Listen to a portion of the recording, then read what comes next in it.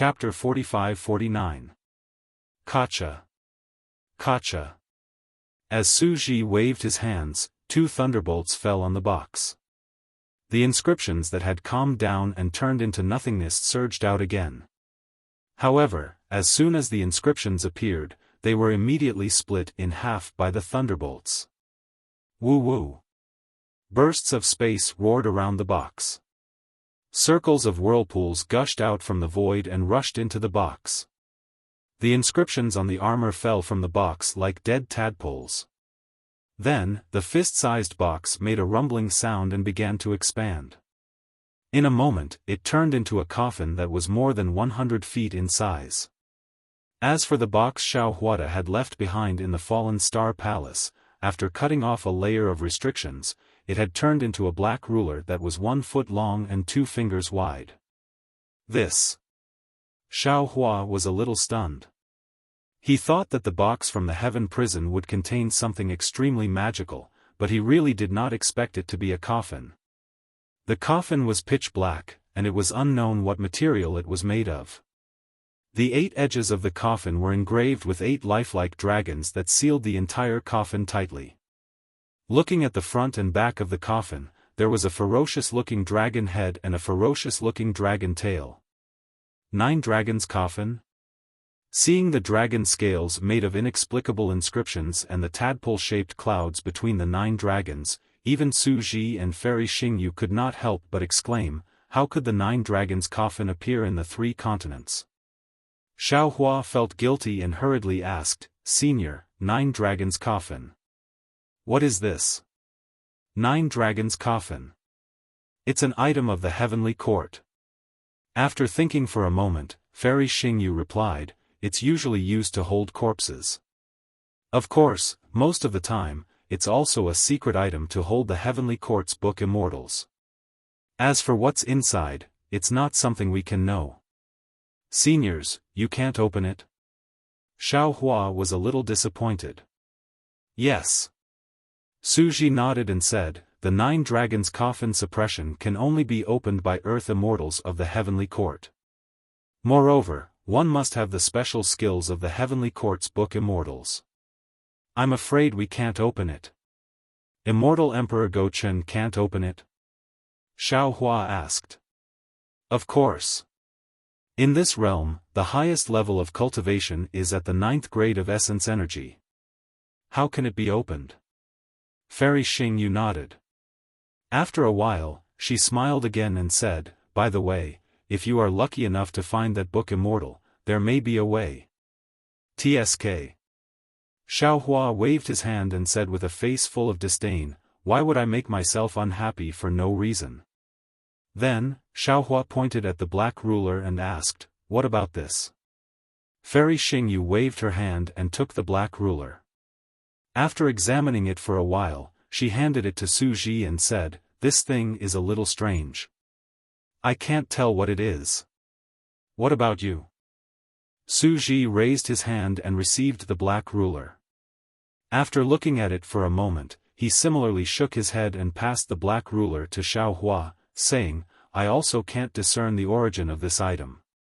If he was not wrong, it should be an ancient divine item. You're fated to obtain it, so take care of yourself. All right. Xiaofan helplessly put the black ruler and the 9 dragons coffin suppression into his space and said with a wry smile, it seems that I can only wait until I have the chance. The things in the Star Moon Palace are all extraordinary. Since you're fated to obtain them, you should cherish them. Don't underestimate them. Su Ji exhorted again. Yes, I understand. Xiaofan hurriedly agreed. However, the treasures in his space were too precious. How could he take care of them one by one? Fairy Xingyu looked at the still starry sky and said in a low voice, Su Ji, until now, no cultivator has revealed their star shatterer. I'm afraid we won't be able to find anything today. Not necessarily. Su Ji replied. His tone was naturally filled with disappointment. Senior.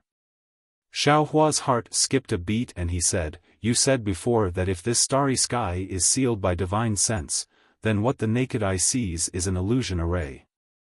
If this starry sky is not sealed by divine sense, then what the naked eye sees is real, right? You also said that you need cultivators who are very sensitive to the power of the stars and the moon to find the passage to the immortal realm in this starry sky. Could it be that this starry sky is also an illusion array? This starry sky is a starry sky maze. Suji replied, the passage to the immortal realm is inside the maze. Alas, yes. Fairy Xingyu also sighed and said, the whole starry sky is a big array. Every time we come here, it changes. We have broken through it several times. Only the first time we were lucky enough to see the door of the passage. The other times, we didn't even see the door. As for the first time, Suji continued, we were not prepared enough and Xingyue couldn't cooperate with me, so we couldn't open the door. A huge starry sky maze? Xiaofan squinted and looked at the stars in the sky. He was eager to try. Xiaofan was born with a sense of direction in the void and had broken through many void mazes. However, this was the first time he had seen such a huge starry sky maze. Seeing such a mysterious star array, he couldn't help but say in a low voice, "Seniors, if you trust me, please follow me." Oh, right. Fairy Xingyu suddenly realized. Xiaofan, you were also a cultivator who passed the selection of Xingyue. Now that your strength has skyrocketed, I have forgotten about this. You take the lead. Suji replied, Xingyue and I will follow behind. You don't have to feel burdened. Even if we don't succeed this time, there will be a next time. Suji's words were clearly meant to comfort him. Xiaofan understood that Suji's divination skills had already predicted that this would be the last time the Star Moon Palace would be opened. With Suji's injuries, he would not be able to find a suitable body for the time being. How would he be able to last until the next opening of the Star Moon Palace? Therefore, Xiaofan urged his body to fly toward the starry sky without saying a word. As the starry sky approached, Xiaohua's gaze fell on it. Boom! There was a huge tremor and a roar in Xiaohua's mind. The whole starry sky was huge. Now, with the roar, it expanded again. It was almost vast. Xiaohua could barely see the whole starry sky with his naked eye. No wonder Fairy Xingyu wanted to find thousands of cultivators. Xiaohua thought to himself. An ordinary cultivator can't search the whole starry sky. They can only find thousands of cultivators and each of them can take a piece. But, if each of them takes a piece, won't these cultivators become a huge mountain that can't see? How can they find the passage to the star array? I guess Fairy Xingyu had no choice but to come up with this plan. Xiaohua looked at the starry sky without blinking. His eyes were also full of stars. These stars rotated and changed with his eyes. After a while, Xiaohua's eyes lit up. He waved his hand and said, "Senior, please come with me." Fairy Xingyu could hardly believe her ears when she heard Xiaohua's confidence. She hurriedly moved and landed behind Xiaohua. Suji followed beside her at a moderate pace. In the starry sky and the void, Xiaohua's confidence was self-evident. In Xiaohua's eyes, such a vast starry sky maze was like a dharma array with ease. He flew leisurely in the starry sky without any hesitation or thought. Although they had flown for an hour and the entire starry sky still looked like a starry sky, Suji and Fairy Xingyu were ecstatic. This was because the immortal spirit qi was getting denser and denser. In the end, when Xiaohua rushed toward a star and was about to stop, Fairy Xingyu said ecstatically, "That's right, that's right. It's here. I came here with Suji for the first time. We just have to turn right." Wait. Before Fairy Xingyu could finish speaking, Xiaohua hurriedly stopped her. "Senior, you have to fly backward now." Why, do we have to fly backward? Fairy Xingyu was really puzzled. Yes, Xiaohua said resolutely. We have to fly backward. Don't ask me how I know. Senior, just follow me. As he spoke, he flew forward a few feet, stopped, and flew backward without looking back. After flying for a few feet, before he could get close to Suji, he saw the space around him distort strangely. Xiaohua's figure fell into this distorted space. Good. Even someone as calm as Suji could not help but clap his hands. Fairy Xingyu was also dumbfounded. She shook her head helplessly and could only praise, amazing, amazing. Then, the two of them flew to where Xiaohua was and flew backward again. When the distorted space shook, the starry sky was still the same starry sky. However, in front of the three of them, there was a huge yin-yang fish pattern slowly rotating in the starry sky. As it rotated, waves of immortal qi seeped out from the galaxy that condensed into the pattern. Fairy Xingyu's expression changed slightly when she scanned it. She said anxiously, "Quick, Suji, we don't have much time left. The immortal qi has begun to weaken. I'm afraid the passage inside is about to close." Okay. Suji did not dare to be negligent. He flew toward the yin-yang fish and said to Xiaohua, "Xiaohua, I still need to borrow the power of your thunder cultivation." "No problem." Xiaohua was overjoyed when he saw the yin-yang fish. He nodded and said, "Senior, please instruct me. I will do my best." Suji and Xiaohua flew to the star array of the yin-yang fish. Suji pointed at the rotating yin-yang fish and said, "I will be in charge of the yang side and you will be in charge of the yin side. First, we have to stop the rotation of the yin-yang fish and then activate the power of thunder to reverse it. The moment it is reversed, the starry sky gate will open and the passage to the immortal world will be inside." Although Xiaohua had some doubts, he did not have time to ask Suji how he knew. "Senior, please." Xiaohua raised his hand and gestured. Suji's figure landed above the yin-yang fish and his body slowly rotated with the yin-yang fish. Xiaohua followed closely behind and stood opposite Suji. Under their feet was the black and white star. The star looked very strange. It was obviously a star, but when one looked at it, it seemed to be another starry sky. One could not see the end of it. "Rise."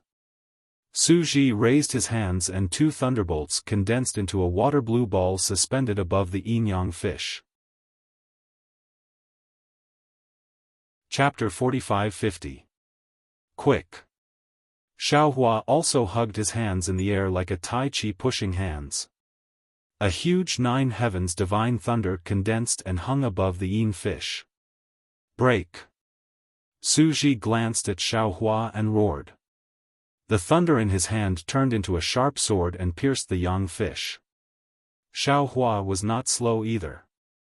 Almost at the same time, he also pierced the nine heavens divine thunder into the yin fish. Boom! The yin-yang fish shook. The entire starry sky shook, and all the stars emitted brilliant starlight. "Stop!" Suji shouted again. The silver light around him shone brightly, and the dragon-like thunder poured into the young fish. "Fall!" Xiaohua roared. The nine heavens divine thunder, which was not inferior to Suji's, also surged into the yin fish. Crack, crack, crack. Another obscure sound was heard. The huge yin-yang fish indeed showed signs of stopping. However, just as a look of joy appeared on Fairy Xingyu's face, crack. With a crisp sound, the nine heavens divine thunder activated by Xiaohua broke out of thin air. The power of the backlash hit Xiaohua's chest like a big hand. Xiaohua could not maintain his figure. With a boom, he rushed into the sky. Fairy Xingyu was shocked. Her figure swayed and landed beside Xiaohua. She raised her hand to support him and looked at Xiaohua's face again. "Senior." Xiaohua smiled bitterly. "Your power of thunder is too overbearing. I can't match it. Therefore, the yin-yang fish can't be balanced and can't stop at all.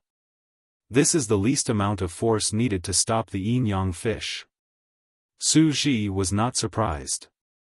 He said faintly, "Why don't I try to reduce the force again?" "Okay." Xiao Hua responded. The two of them activated the power of thunder again. Sure enough, their forces were balanced this time. The yin-yang fish showed signs of stopping. However, it was just a trend. It did not really stop. The two of them had no choice but to stop and look at each other. This is a dilemma. Xiao Hua frowned. If you use too much force, I can't cooperate. If you use too little force, the yin-yang fish can't stop. What should we do? Why don't I try again? Fairy Xingyu looked at Su Ji and said, "My power of the stars and moon is more feminine. It can complement your power of thunder, let's try it." Su Ji said helplessly, "The power of the stars and moon is too soft. It can't restrain the power of the stars in the yin-yang fish. I'm afraid that my lightning power alone won't be able to stop the yin-yang fish." "Don't be impatient." Xiao Hua's heart stirred as he asked, "Senior, is there also a difference between yin and yang in the power of thunder?" "Of course." Su Ji nodded and said, "The power of lightning is not only divided into yin and yang, it is also divided into heavenly stem and earthly branch, and it is also divided into the 5 elements, such as Gengxin metal lightning, Jia Yi wood lightning, Bing Ding fire lightning, Wu Ji earth lightning, etc. These are all recorded in Senior's unstoppable thunderbolt." Xiao Hua interrupted Su Ji's words and asked. Yes. Su Ji replied. Then Xiao Hua raised his hand, activating the dark underworld devil lightning as he asked, "Is this considered soft lightning?" Su Ji was shocked. This is the dark nether devil lightning? You. Senior doesn't need to care about the lightning power, Senior only needs to say whether or not it can be used. Xiao Hua's expression didn't change as he asked, not giving Su Ji a chance to ask more questions. "Of course." Su Ji replied meaningfully. "Let's try again." Xiao Hua flew onto the yin fish again. Boom! Su Ji and Xiao Hua attacked again at the same time. The yin-yang fish finally began to slow down as it trembled. Good. Fairy Xingyu stopped being surprised and couldn't help but be secretly happy. However, at this moment, boom! The dark underworld devil lightning in Xiao Hua's hand was cut into several pieces again. Xiao Hua's figure was not sent flying this time. Instead, he was dispirited on the spot, the brilliance around his body dimming. "Xiao Hua." Fairy Xingyu was also moved and called out with concern. Just as she was about to fly over, Xiao Hua stood up stubbornly and said in a hoarse voice, "I understand, Senior. Although it is a balance of yin and yang, the power of my yin thunder is too weak and can't match Senior's yang." "Yes." Su Ji's voice was also moved. He whispered, "So your injury is more serious than last time." "Forget it." Fairy Xingyu looked at the immortal qi in the yin-yang fish that was about to disappear and said, "Xiao Hua, don't try again. You can cultivate for another 1,000 years. Let's wait for the next time." "No need." Xiao Hua raised his hand and covered his chest. He activated the 5 qis unification technique and said, "I know how to cooperate with Senior. Your dermic powers are insufficient. This is the fundamental problem." Fairy Xingyu shook her head and said, "It can't be forced. Senior." Xiao Hua ignored Fairy Xingyu and flew up. He said to Su Ji, "Are you ready?" "Yes." Su Ji was really moved. He nodded and didn't say anything to dissuade him. At this time, only men understood men's hearts. Women had to step aside. "Rise." Xiao Hua closed his eyes slightly and raised his hand to slap the top of his head. Boom. The 5 Qis righteous thunder, 9 heavens divine thunder, 3 corpses in thunder, and dark underworld devil lightning were unleashed at the same time. A 4-colored hand made a trembling sound and fell toward the yin fish. When the power of life and death from the 4-colored hand fell, all the stars in the yin fish immediately dimmed. This. Even Su Ji was dumbfounded, let alone Fairy Xingyu. He stuttered a few words and then came to his senses. He hurriedly activated the power of thunder and landed on the young fish. Woo, woo, woo. There was a sound that sounded like the wailing of ghosts and the howling of wolves. The entire starry sky shook. The yin-yang fish, which had been rotating since ancient times, slowly stopped and gradually became still. The moment it stopped, the entire starry sky dimmed, and all the halos of the stars turned into still whirlpools. Open. Su Ji and Xiao Hua looked at each other and roared at the same time. As the two of them activated their immortal qi and dermic powers, boom. The entire starry sky shone brightly. Countless whirlpools rotated in reverse, and the yin-yang fish also rotated in reverse. In just the moment of the reversal, boom. Xiao Hua's figure was sent flying again. Countless space fragments flashed around him. Streaks of thick blood marks appeared silently and strangely on his body, whoosh. At the same time that Xiao Hua was sent flying by the backlash, the yin-yang fish opened up like a rainstorm. A water-like silver light gushed out from inside. Fairy Xingyu was overjoyed. However, she did not rush in. Instead, she raised her hand and supported Xiao Hua's falling figure. Her right hand wrapped around Xiao Hua's waist and they flew into the yin-yang fish that had opened up. When they entered the yin-yang fish, Fairy Xingyu's left hand took out an item from her waist and stuffed it into Xiao Hua's arms. She whispered in his ear, "Humph, seeing how you put in so much effort, Zhai Xinglu and Moon Embracing Palace will benefit you." Seeing that Fairy Xingyu had finally given him Xingyu, Xiao Hua was overjoyed. However, how could he be happy at this time? He had used all his dermic powers to help Su Ji forcefully reverse the yin-yang fish and break the starry sky restriction with the help of the 4-colored thunderbolt. However, all his dermic powers could not match Su Ji's thunderbolt power. He had only relied on the Tao of life and death in the 4-colored thunderbolt to catch up with Su Ji in terms of realm and dermic powers and barely reverse the yin-yang fish. Xiao Hua could handle it with ease if he fought with others. However, compared to Su Ji's immortal spirit power, it was impossible for him to retract and release it freely. The moment the yin-yang fish was broken, he would immediately suffer a backlash from his dermic powers. Although he was not seriously injured, it was difficult for him to move for a while. Senior. Xiao Hua used the 5 Qis unifications technique to repair his internal organs and Taoist cultivation methods to condense his nascent soul. He opened his mouth again, but he didn't send a voice transmission. He merely mouthed, "Aren't you afraid that Senior Su will be jealous of us being so intimate?" Humph. Fairy Xingyu pursed her lips and sent a voice transmission. "In terms of lifespan, I can be your aunt for many generations.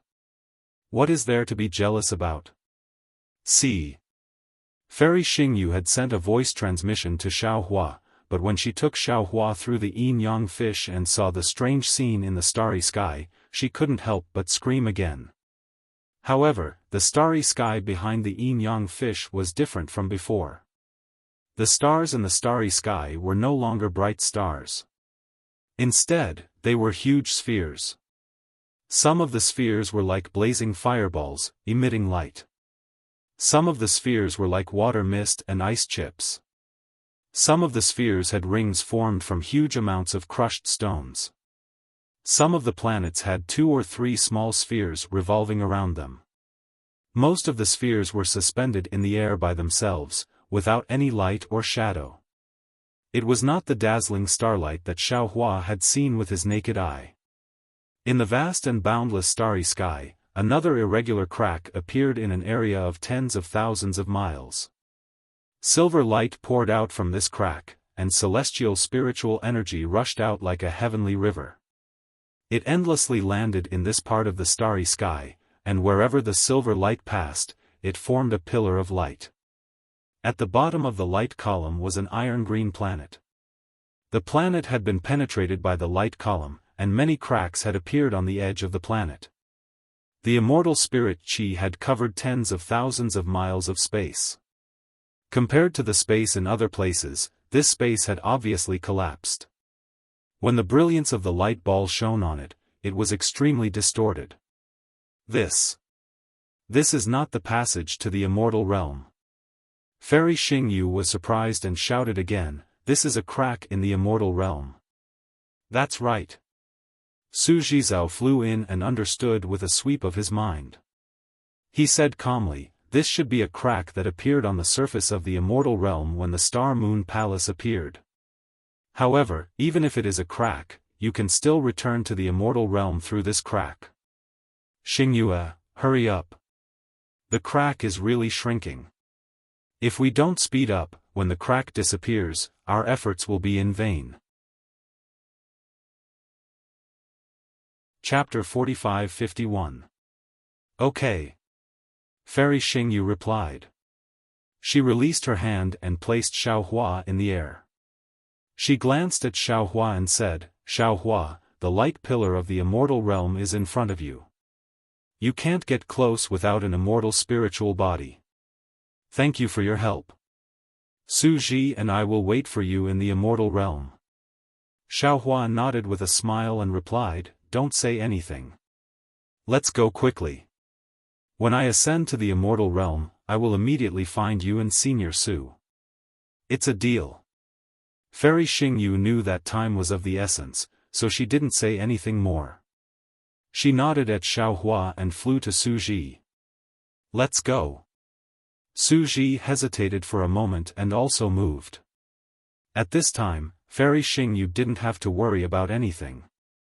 The silver light around her shone brightly, and an oppressive pressure appeared. Her figure swayed and she fell into the silver light in the distance. Su Zhi also let out a long roar. His figure flashed and appeared at the edge of the silver light. Fairy Xingyu fell into the silver light, and her figure began to slowly expand.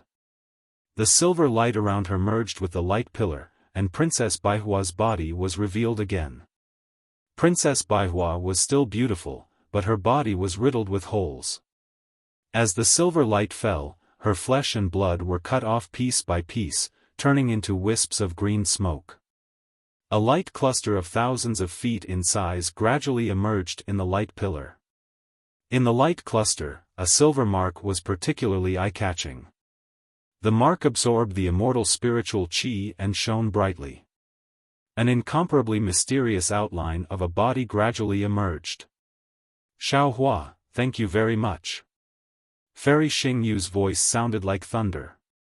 "Su Zhi, let's go. See you in the immortal realm." Xiaohua smiled and urged his magic power to resist the pressure of the immortal realm. He raised his hand and gestured. But at this moment, Su Zhi's faint voice sounded, "Xingyu, you can go by yourself. I won't go back to the immortal realm with you." Not only was Xiaohua shocked, but Fairy Xingyu was also stunned on the spot. The light around her flickered incessantly. "Why? Why don't you go back to the immortal realm?" Fairy Xingyu looked at the slowly closing crack and hurriedly asked, "You and I have been busy for so many years. Now that we have finally reached the edge of the immortal world, why don't you go back?" "Xingyue." Su Zhi opened his mouth, his tone as calm as ever. "When I saved you back then, I was already heavily injured because I fought with the Heavenly Court's Book Immortal. Why hasn't he recovered after so many years? How is this possible?" Fairy Xingyu shouted, "You did take a blow for me, but how could that injury not be healed? You haven't said anything for so many years. Have you recovered?" "I was lying to you. I didn't want you to worry." Suji said, that demonized book immortal was very powerful. He directly injured my soul and touched my immortal mark. You should know that immortal mark. How can it be repaired in the lower realm? All these years, I've been searching for spiritual items that can mend the immortal mark. I did the same in the heavenly sanctum. But, this kind of spiritual item doesn't exist in the 3 continents, it's hard to find even in the celestial world. So, even if I'm in the pillar of light now, it'll be difficult for me to return to the immortal dimension. How? How is this possible? You're not lying to me, are you? Fairy Xingyu was dumbfounded and murmured. Fairy Xingyu was dumbfounded. Xiaofan was even more dumbfounded. He didn't understand, but he knew. Because Suji was injured, he couldn't return to the celestial world even if there was a passageway to it. In order to let Fairy Xingyu return with peace of mind, he had been hiding this news. In an instant, Xiaofan thought of many things. Many things from before seemed to be clear to him. He couldn't help but look at Fairy Xingyu, who was covered in silver light. Like Xiaofan, Fairy Xingyu's previous details had already emerged in her mind. Because Suji couldn't return, he gave his inheritance and the inheritance of Qingqiu Mountain to Xiaofan without holding anything back. Even when entering the Xingyue Palace, Suji activated the immortal qi at all costs to stimulate the formation of the Starry Passage. Even when he found the corpses of the 2 celestial masters in the Yi Qiong heavenly mansion, Suji didn't take any of them and let Fairy Xingyu keep them. On the one hand, it was because he was protecting Xingyu and wanted to give all the credit to her. On the other hand, he couldn't return to the celestial world, so he could only let Xingyu take these things away. At this time, Fairy Xingyu also remembered that Suji had also been looking for something in the Yi Qiong heavenly mansion. Fairy Xingyu didn't understand at the time, but now she realized that Suji was looking for healing elixirs. Although Suji knew that it was just an extravagant hope, he still didn't want to give up. Thinking of this, Fairy Xingyu recalled all kinds of things. When they were in the hidden immortal continent, Suji was indifferent to her and deliberately created a barrier between them. He even kept his distance in the flower realm. It wasn't that Suji didn't want to chat with her, but that he didn't want her to fall too deep. Some of the words at that time were Suji's farewell words. Although Suji really wanted to harden his heart, he couldn't in the end. His words were ambiguous. At that time, Fairy Xingyu was unhappy and didn't quite understand.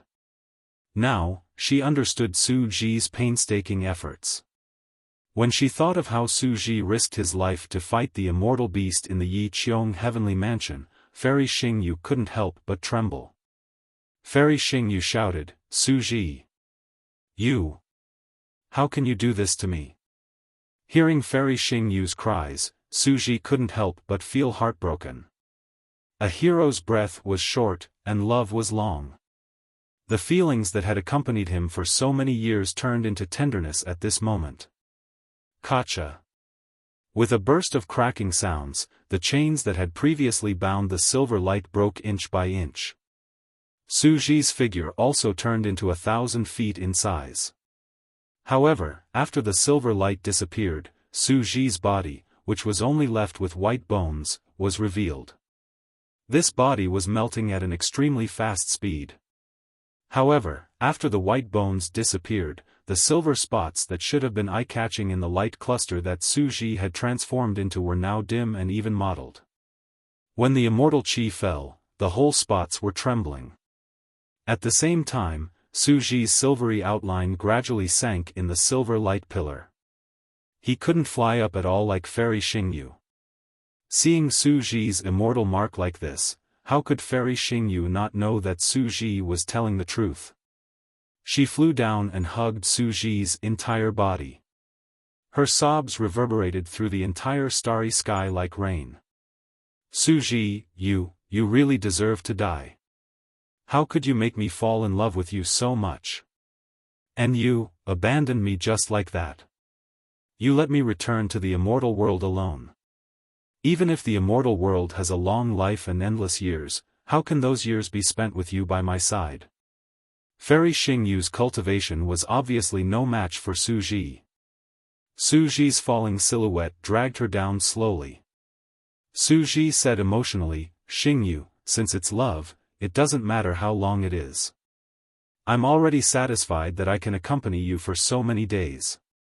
You still have a long way to go, and you have a lot of cultivation to go. You'd better go back quickly. No way. Fairy Xingyu cried, I'd rather not return to the immortal world to be with you. What nonsense.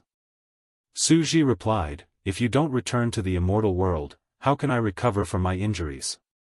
If you don't return to the immortal world, who will come back to pick me up in the future? Besides, I've found a way to enter the Star Moon Palace this time. The next time the Star Moon Palace appears, Xiaohua and I will come in again. Didn't you say that this is the last time the Star Moon Palace opens? Your divination skills have never been wrong. Fairy Xingyu didn't give up, as if she didn't believe Su Ji's words. Su Ji hurriedly replied, how can the divination skills be accurate?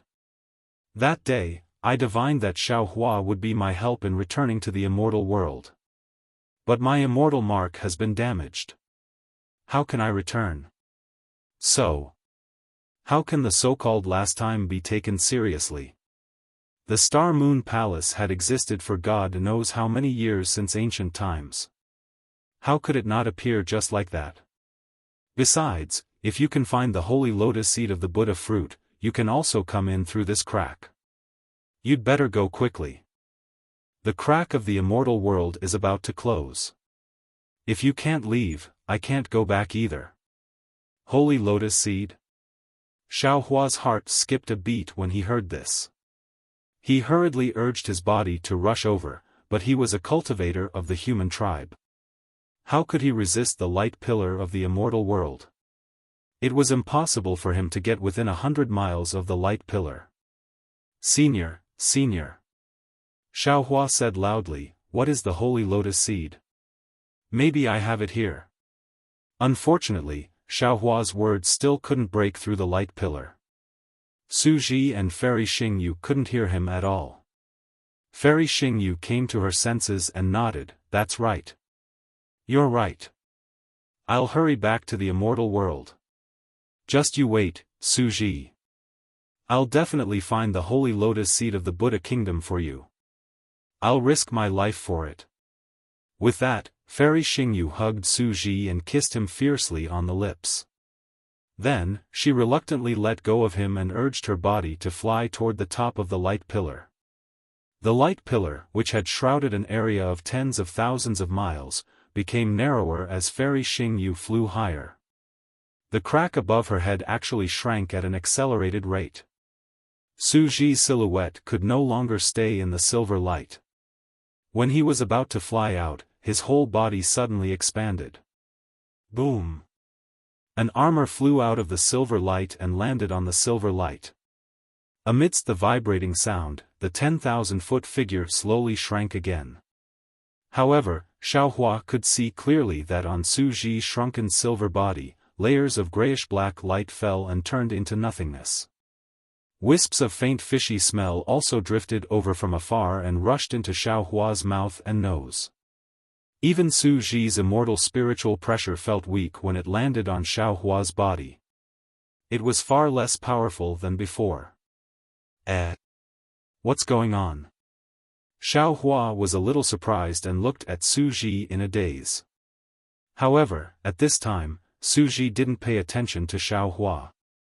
Instead, he looked up at the gradually shrinking and disappearing light pillar with a focused expression. Xiaohua looked at this unyielding man and didn't dare to ask. He just quietly accompanied Fairy Xingyu and watched her return to the immortal world.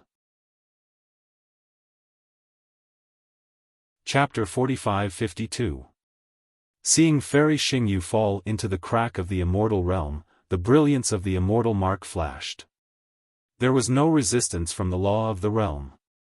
Su Ji felt relieved. He turned around and said to Xiaohua without hesitation, let's go. Yes, Senior. Xiaohua sighed in his heart, but he still asked, Senior, what is the Holy Lotus Seed? The Holy Lotus Seed is something from the Buddhist kingdom. Su Ji explained. Unfortunately, before he could finish speaking, a thunderous voice rang out behind him. Su Ji, you dare to lie to me. Xiaohua was shocked. Wasn't this voice Fairy Xingyu? He hurriedly turned his head, but the instant he did so, an extremely loud bang rang out from the starry sky. Then, an irresistible power of the world descended from above. Xiaohua felt the entire starry sky tremble violently, and the tremendous power mercilessly landed on his back. He watched as the starry sky before his eyes swayed and fell. Tens of thousands of rays of light were annihilated, and his body plummeted rapidly like a falling rock. Xingyue, what are you doing? Su Ji's furious voice rang in Xiaohua's ears again, but it was soon covered by the huge whistling wind. In just a few breaths, Xiaohua's body became light and the entire space stabilized. When Xiaohua looked around, wasn't he in front of the starry sky from before? Su Ji. Fairy Xingyu's voice rang out very gently. You've already experienced the third decay of immortals. How can I return to the immortal realm with peace of mind? You've been with me for so many years. Why don't you let me accompany you for a few more years? You. Su Ji said 2 words, but he couldn't say anything else. Xiaohua turned his head and saw that Fairy Xingyu had returned. At this time, her body was shrouded by a layer of star gauze, and she had turned into the same size as Su Ji. Her appearance was the same as Su Ji's, so he couldn't see it. However, their hands were tightly clasped together, and their hearts were much closer than before. Su Ji looked at Fairy Xingyu and didn't speak for a long time. After a long while, he said, Why do you have to do this? If it weren't for you back then, I would have turned into a pile of bones. Fairy Xingyu replied faintly, All these years, if it weren't for your company, I would have been possessed by the devil. Your heart. I couldn't guess it at first, and I didn't dare to point it out. I was afraid that my thoughts would be different from yours. Now that you and I are of one mind, why can't we fly without the wings of the colorful phoenix? If you can return to the immortal realm, then I'll have hope as well. Now that you've returned, the crack in the immortal realm has disappeared. My hope. Su Ji sighed. Unfortunately, before Su Ji could finish, Fairy Xingyu raised her hand to cover his mouth and whispered, Don't lie to me. Your immortal's third decay is already very serious. You probably won't have the chance, nor will you be able to occupy another human body. You don't have much time left. If I return to the immortal world, how will I be able to see you again? Sigh.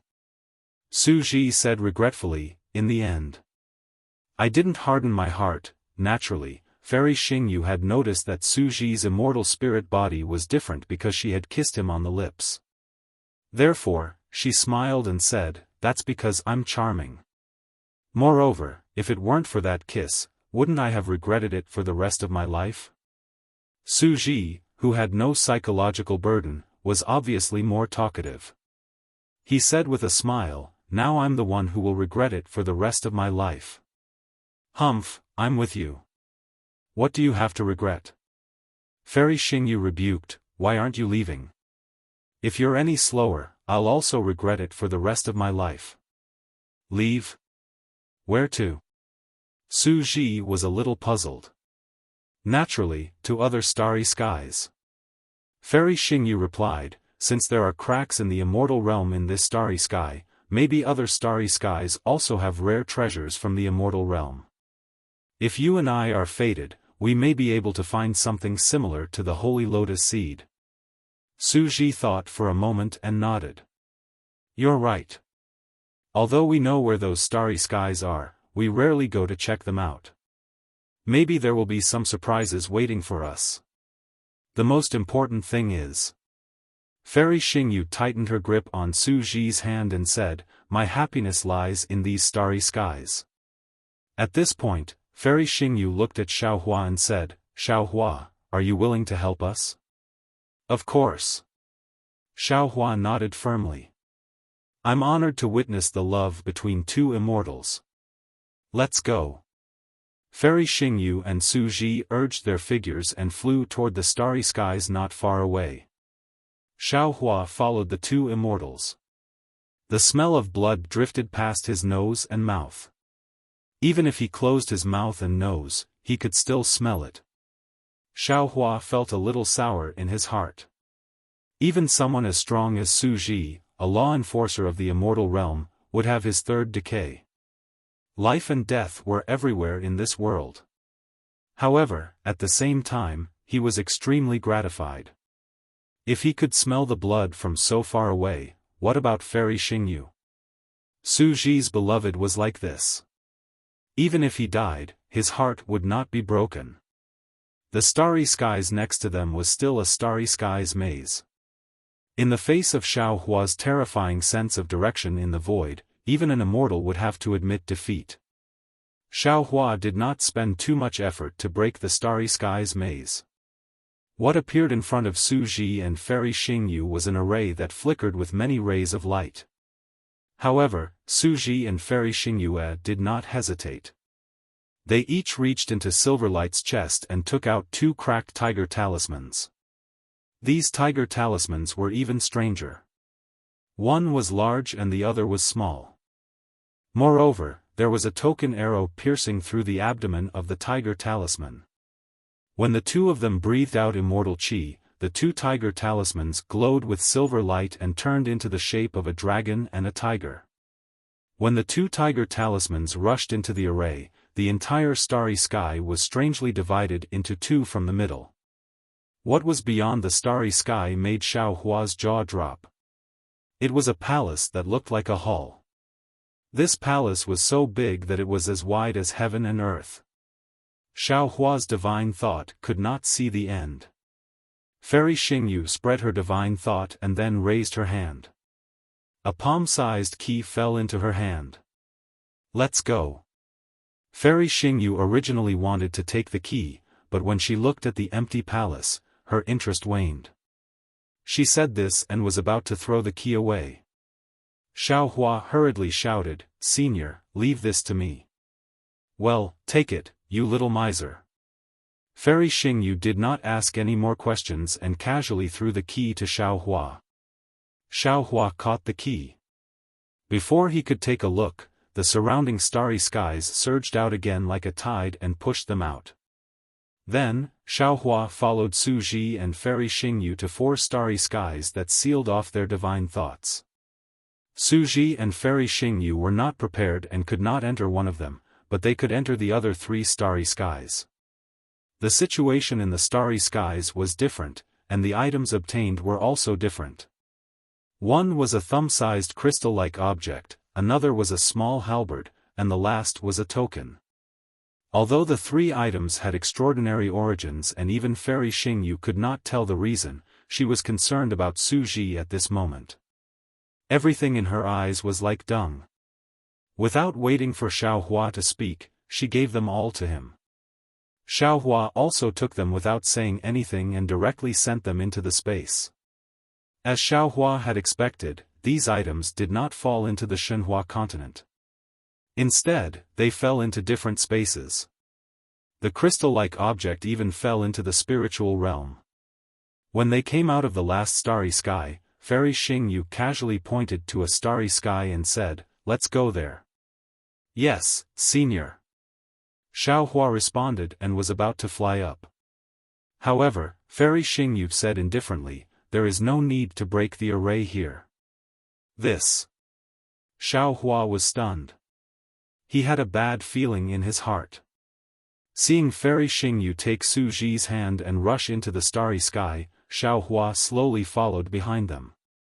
Sure enough, there was no array or door in the starry sky. There was only a sky full of stars, like eyes looking at Xiaohua with ridicule. Xiaohua sighed and thought to himself, the Star Moon Palace is a mysterious ancient divine object. There are endless secrets in it. Even this resplendent starry sky has many secrets. There might be the holy lotus seed that Su Ji needs. However, powerful immortals like Su Ji and Fairy Xingyue could only find out so much after so many years. Sometimes, human strength is limited. This is indeed the case. Presumably, they have no more hope. Xiaohua did not dare to say more. He stood quietly in the starry sky. In the distance, the two silver figures were snuggling together. There was no longer the majesty of the supreme divine powers of the three continents. What was left was only sweetness and desolation.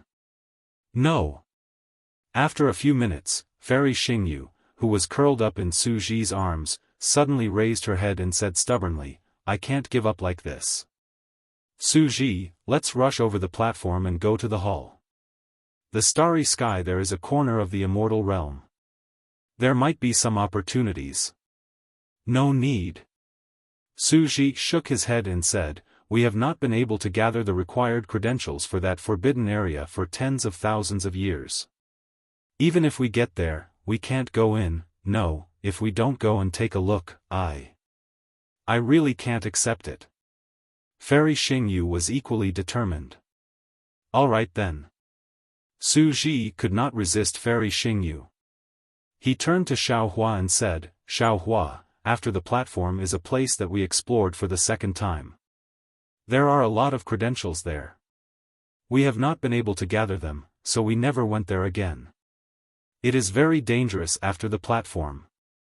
The extremely mysterious thunder I told you about before is behind the platform. This thunder is even more difficult to guard against than the forbidden array of the ghost plane. We still have some resistance, but none of the cultivators of the three continents can resist it. You don't have to go there.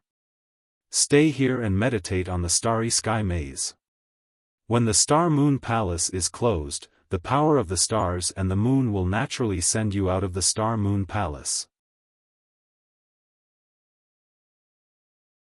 Chapter 45-53. Senior. Xiaohua looked at Fairy Xingyu beside him and asked very sincerely, "Can you tell this junior the truth? As long as it doesn't involve the immortal realm." Su Ji answered seriously. Unfortunately, before Su Ji could finish, Xiaohua interrupted him with tears in his eyes and said, "I just want to ask, can you hold on until the Star Moon Palace closes? Can I still see you in the three continents?" This. Su Ji hesitated and said, "Xiaohua, these words are meaningless now. I hope that the next time the Star Moon Palace opens, you can help Xingyue and send her back to the immortal realm." Xiaohua's heart was suddenly wet. He nodded and said, "Senior, please don't worry. I'd rather not ascend and wait until the Star Moon Palace reappears. Also, I promise you that I'll definitely find a thunder cultivator with the same cultivation as me. We'll definitely help Fairy Xingyu return to the immortal realm." "Good, then I'm relieved." Su Ji nodded and said with a smile, "I really didn't expect to meet a little friend like you here. Your temperament makes me think of many things and I'm very pleased. If fate wills it, we'll meet again.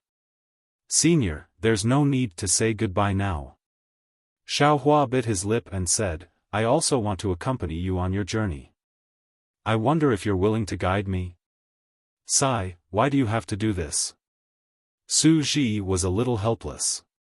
He looked at Fairy Xingyu and hoped that she would persuade Xiaohua. Fairy Xingyu also sighed and said, "Su Ji, it's rare for Xiaohua to have such good intentions. Let him go. Otherwise, he'll feel terrible. Moreover, with us around, the thunder on the platform may not cause any harm to him." "Okay." Su Ji nodded and flew out of the starry sky with Fairy Xingyu, toward another part of the starry sky. Just like when they entered the starry sky, it was another seemingly endless starry sky. After flying for a while, they rushed out of the starry sky and saw a greenish-white platform in front of them. It was much clearer than what Xiaohua had seen earlier. "Xiaohua." Su Ji reminded him, "Don't go too far from our silver light. If you feel anything wrong, run away immediately. Yes, Senior. Xiaofan nodded his head vigorously. This reminder reminded him of his master helplessness. At first, he was dissatisfied with helplessness's attitude, but now that he had a disciple, he understood helplessness's painstaking efforts. Unfortunately, when helplessness self-destructed in the end, Xiaofan realized that everything was already too late. Now that he'd met such a good teacher and friend like Suji, how could he not cherish the last moments he had with Suji? The platform was very calm. There was no danger as Suji had described. Not to mention the sound of thunder, there was not even the sound of wind. Swoosh! Just when the three of them were carefully flying towards the back of the platform, the sound of flowing sand was suddenly heard from the greenish-white far away. Suji and the others stopped and turned around to look. On the other side of the platform, nearly 20 great demons of the demon clan were flying close to the platform. Most of the 20 great demons were at the sun-devouring realm. Among them, there were actually 2 demon kings at the Na-Tian realm. When the great demons saw Suji and Fairy Xingyu, they were all stunned. The immortal realm pressure from the power of the stars and moon was almost suffocating. Why are you all here? Xiaofan flew up and asked with a frown. This is not a place where you can come. Greetings, Senior. When the great demons saw Xiaofan fly out, they seemed to understand something. In the face of a grand ascension stage human, they didn't dare to be negligent and bowed respectfully. Get up. Xiaofan pointed to the resplendent sea of stars in the distance and said, that is the resplendent sea of stars. There is some strange extraterritorial star force that is extremely beneficial to demon cultivators like you. If possible, you all can go there to cultivate. Senior. Demon King Na-Tian said bluntly, I feel that the star force is not helpful for us to break through, so we want to go to this mysterious thunder formation to try our luck. The cultivation of the demon clan is very different from that of the human clan. Senior, I'm afraid you don't understand. Fine. Fairy Xingyu said with a smile, since you all want to go, go ahead. Yes, Senior. The Demon King responded. He looked around and flapped his wings slightly. The group of demons followed the Demon King and carefully flew away from the side. Alas! Suji sighed. There are always people who don't believe what others say and think they are different from others. I'm afraid they will only wake up when they are on the verge of death. Senior, why do you sound like me? Xiaofan touched his nose and said in a low voice. That's right. You're also the kind of person who won't give up until you hit the wall. Fairy Xingyu said bluntly. Then, she hit the nail on the head and said, you are lucky. Otherwise, you would have turned into ashes. Soon after, the three of them flew forward again. Although the platform looked very wide, when they really flew, Xiaofan discovered that the space of the platform seemed to be like a valley. When they flew to either side, there would always be an inexplicable tilting force that subtly affected the direction of their flight. After a short while, they would fly back to the center of the platform, unable to go far.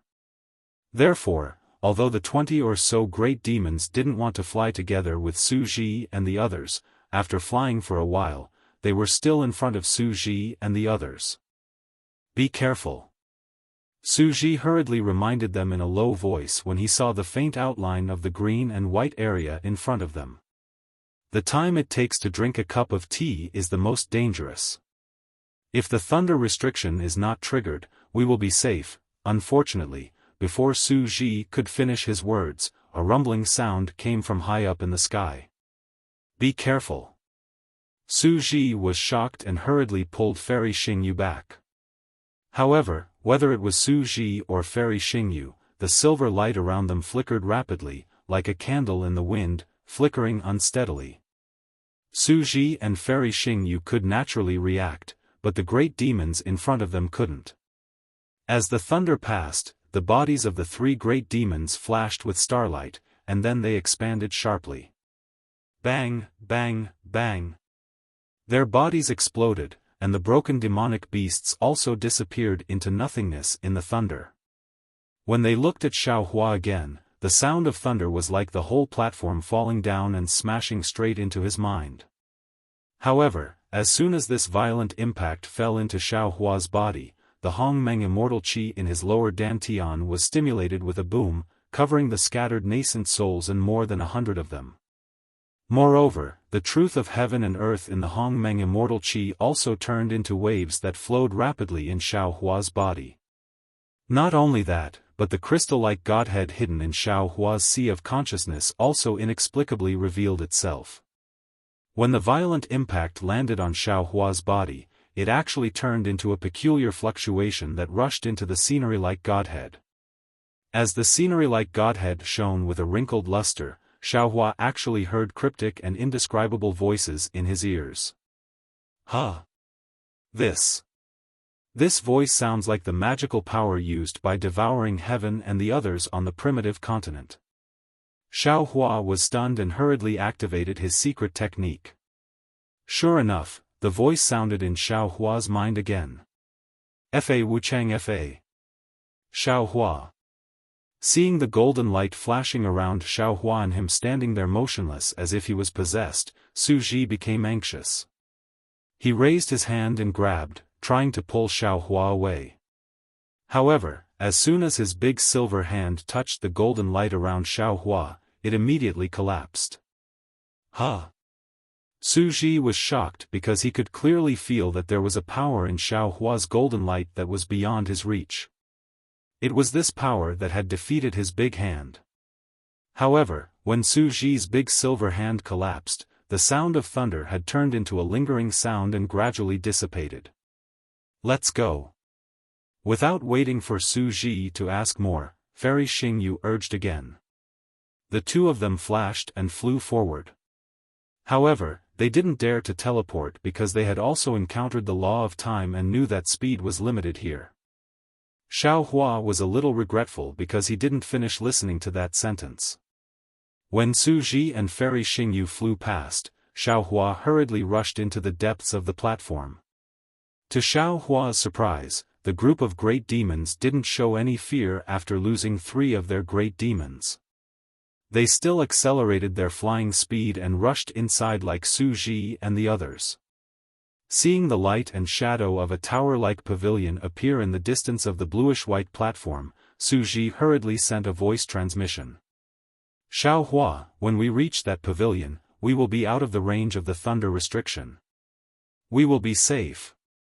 Fairy Xingyu smiled bitterly and said, I'm afraid it's not that simple. Sure enough, before Fairy Xingyu could finish speaking, rumbling sounds could be heard. Rumble. Rumble. Rumble. Thunderclaps fell from the sky like drums. This thunderbolt was different from the previous one. As soon as it fell into Xiaohua's ears, it turned into an indescribable wave. This wave rushed into Xiaohua's body, internal organs, lower dantian, and other parts of his body, giving birth to all kinds of inexplicable law of space. Xiaohua felt that his body was expanding like countless spaces, and he couldn't control them at all. However, when this wave fell into his lower dantian and rushed into the crystal-like Godhead, it also triggered the truth of heaven and earth in the Hongmeng purple vapor and the divine power in the crystal-like Godhead. Under this mysterious power, the countless new spaces in Xiaohua's body expanded again and again. Then, they turned into words that fell into Xiaohua's heart. If there is a law in the human world, then the law is untraceable. If there is a law in the immortal world, then the law is unsystematic. If there is a Tao, then the Tao cannot be named. This voice was obviously different from the previous one, but every word carried an indescribable mystery. It was as if every word was a world and every word was a thunderbolt. Whoosh! The silver light around Fairy Xingyu and Su Ji was torn apart. The two of them had no time to care about Xiaohua now. They fled in a sorry state and looked at the group of great demons. Bang, bang, bang. Bang, bang, bang. Without any suspense, even the demon king Na Tian turned into nothingness in this thunderbolt that contained the truth of heaven and earth and contained the law of space. Chapter 45-54. If people have laws, then laws will be untraceable. If immortals have laws, then laws will be unsystematic. If gods have Tao, then Tao cannot be named. Although Xiaofan could not understand, he understood that laws could not be passed on. Not everyone who could hear the laws could understand the laws. Those who were not fated to hear the laws would be punished by God even if they heard the laws. Xiaofan still wanted to listen attentively, but after a burst of thunder, there was no more sound. Fairy Xingyu's tentative voice came again, "Xiaofan, you're fine. Let's go." Xiaofan could not explain his strangeness, so he could only change the topic. "Let's go to that pavilion first." Suji and Fairy Xingyu suppressed their astonishment and followed Xiaofan to the outline of the pavilion. Suji and Fairy Xingyu were very glad, but Xiaofan was disappointed. After flying over the platform, there was no more thunder. In front of them was the outline of half of the broken pavilion. After being killed by the mysterious thunder, the silver light around Suji began to turn gray and rusty, almost covering the whole light and shadow. Pieces of gray and silver light turned into fragments and fell, and the fishy smell now turned into the smell of decay. "Go in from here." Without waiting for Xiaofan to speak, Fairy Xingyu raised her hand and pointed. Her entire right hand left her body and landed on a part of the silhouette. The silver light made a sizzling sound and turned into a very complicated pattern of a palace door in the darkness of the huge silhouette. Puff! Fairy Xingyu spat out a mouthful of immortal spirit qi. The door of the palace with only a pattern opened, and a primitive aura fell from inside. Of course, the situation inside the palace could not be seen clearly from outside the door. However, when Xiaofan flew in with Suji and Fairy Xingyu, it was an eye-opener for him. Because there was a huge starry sky above the palace. This starry sky was different from before. It was not densely covered with stars. Instead, there were 12 groups of stars that formed a strange star formation above the starry sky. Xiaofan could not understand these star formations. He asked in confusion, "Senior, is this the star map of your immortal world?" "That's right." Fairy Xingyu nodded and said, "There is a starry sky in the immortal world like this. Our Palace of Justice calls it the 12 earthly branches star array." Suji took out 7 strange tokens from his bosom and explained with a strange tone, "In my hometown, there are 12 zodiac signs. They are Zi Shu, Chou Ox, Yin Hu, Ma Rabbit, Chen Long, Si Snake, Wu Ma, Wei Yang, Shen Monkey, Yu Rooster, Su Dog, and Hai Pig." They also saw the 12 earthly branches as the 12 commonly seen animals. "Look, doesn't that star array look like a rat? Doesn't that star array look like a cow?" As he spoke, Suji raised his hand and waved, causing 7 tokens to fly into the air. They were the rat head token, dragon head token, horse head token, sheep head token, monkey head token, chicken head token, and dog head token. Then, he explained in a desolate manner, "After Xingyu and I saw the 12 earthly branches star array for the second time, we deliberately searched for these tokens in the 3 continents. However, with our limited strength, Xingyu and I were only able to find these 7 tokens. We couldn't find any of the other 5 tokens, so, although we know that this place may be related to the immortal realm, we can't do anything about it." Looking at the 7 tokens, Xiaofan smiled, and a string of tears of happiness couldn't help but flow down. He said in a low voice, "Senior, if you can find all 12 tokens, then it'll be strange." "Oh? Why?" Suji was slightly stunned.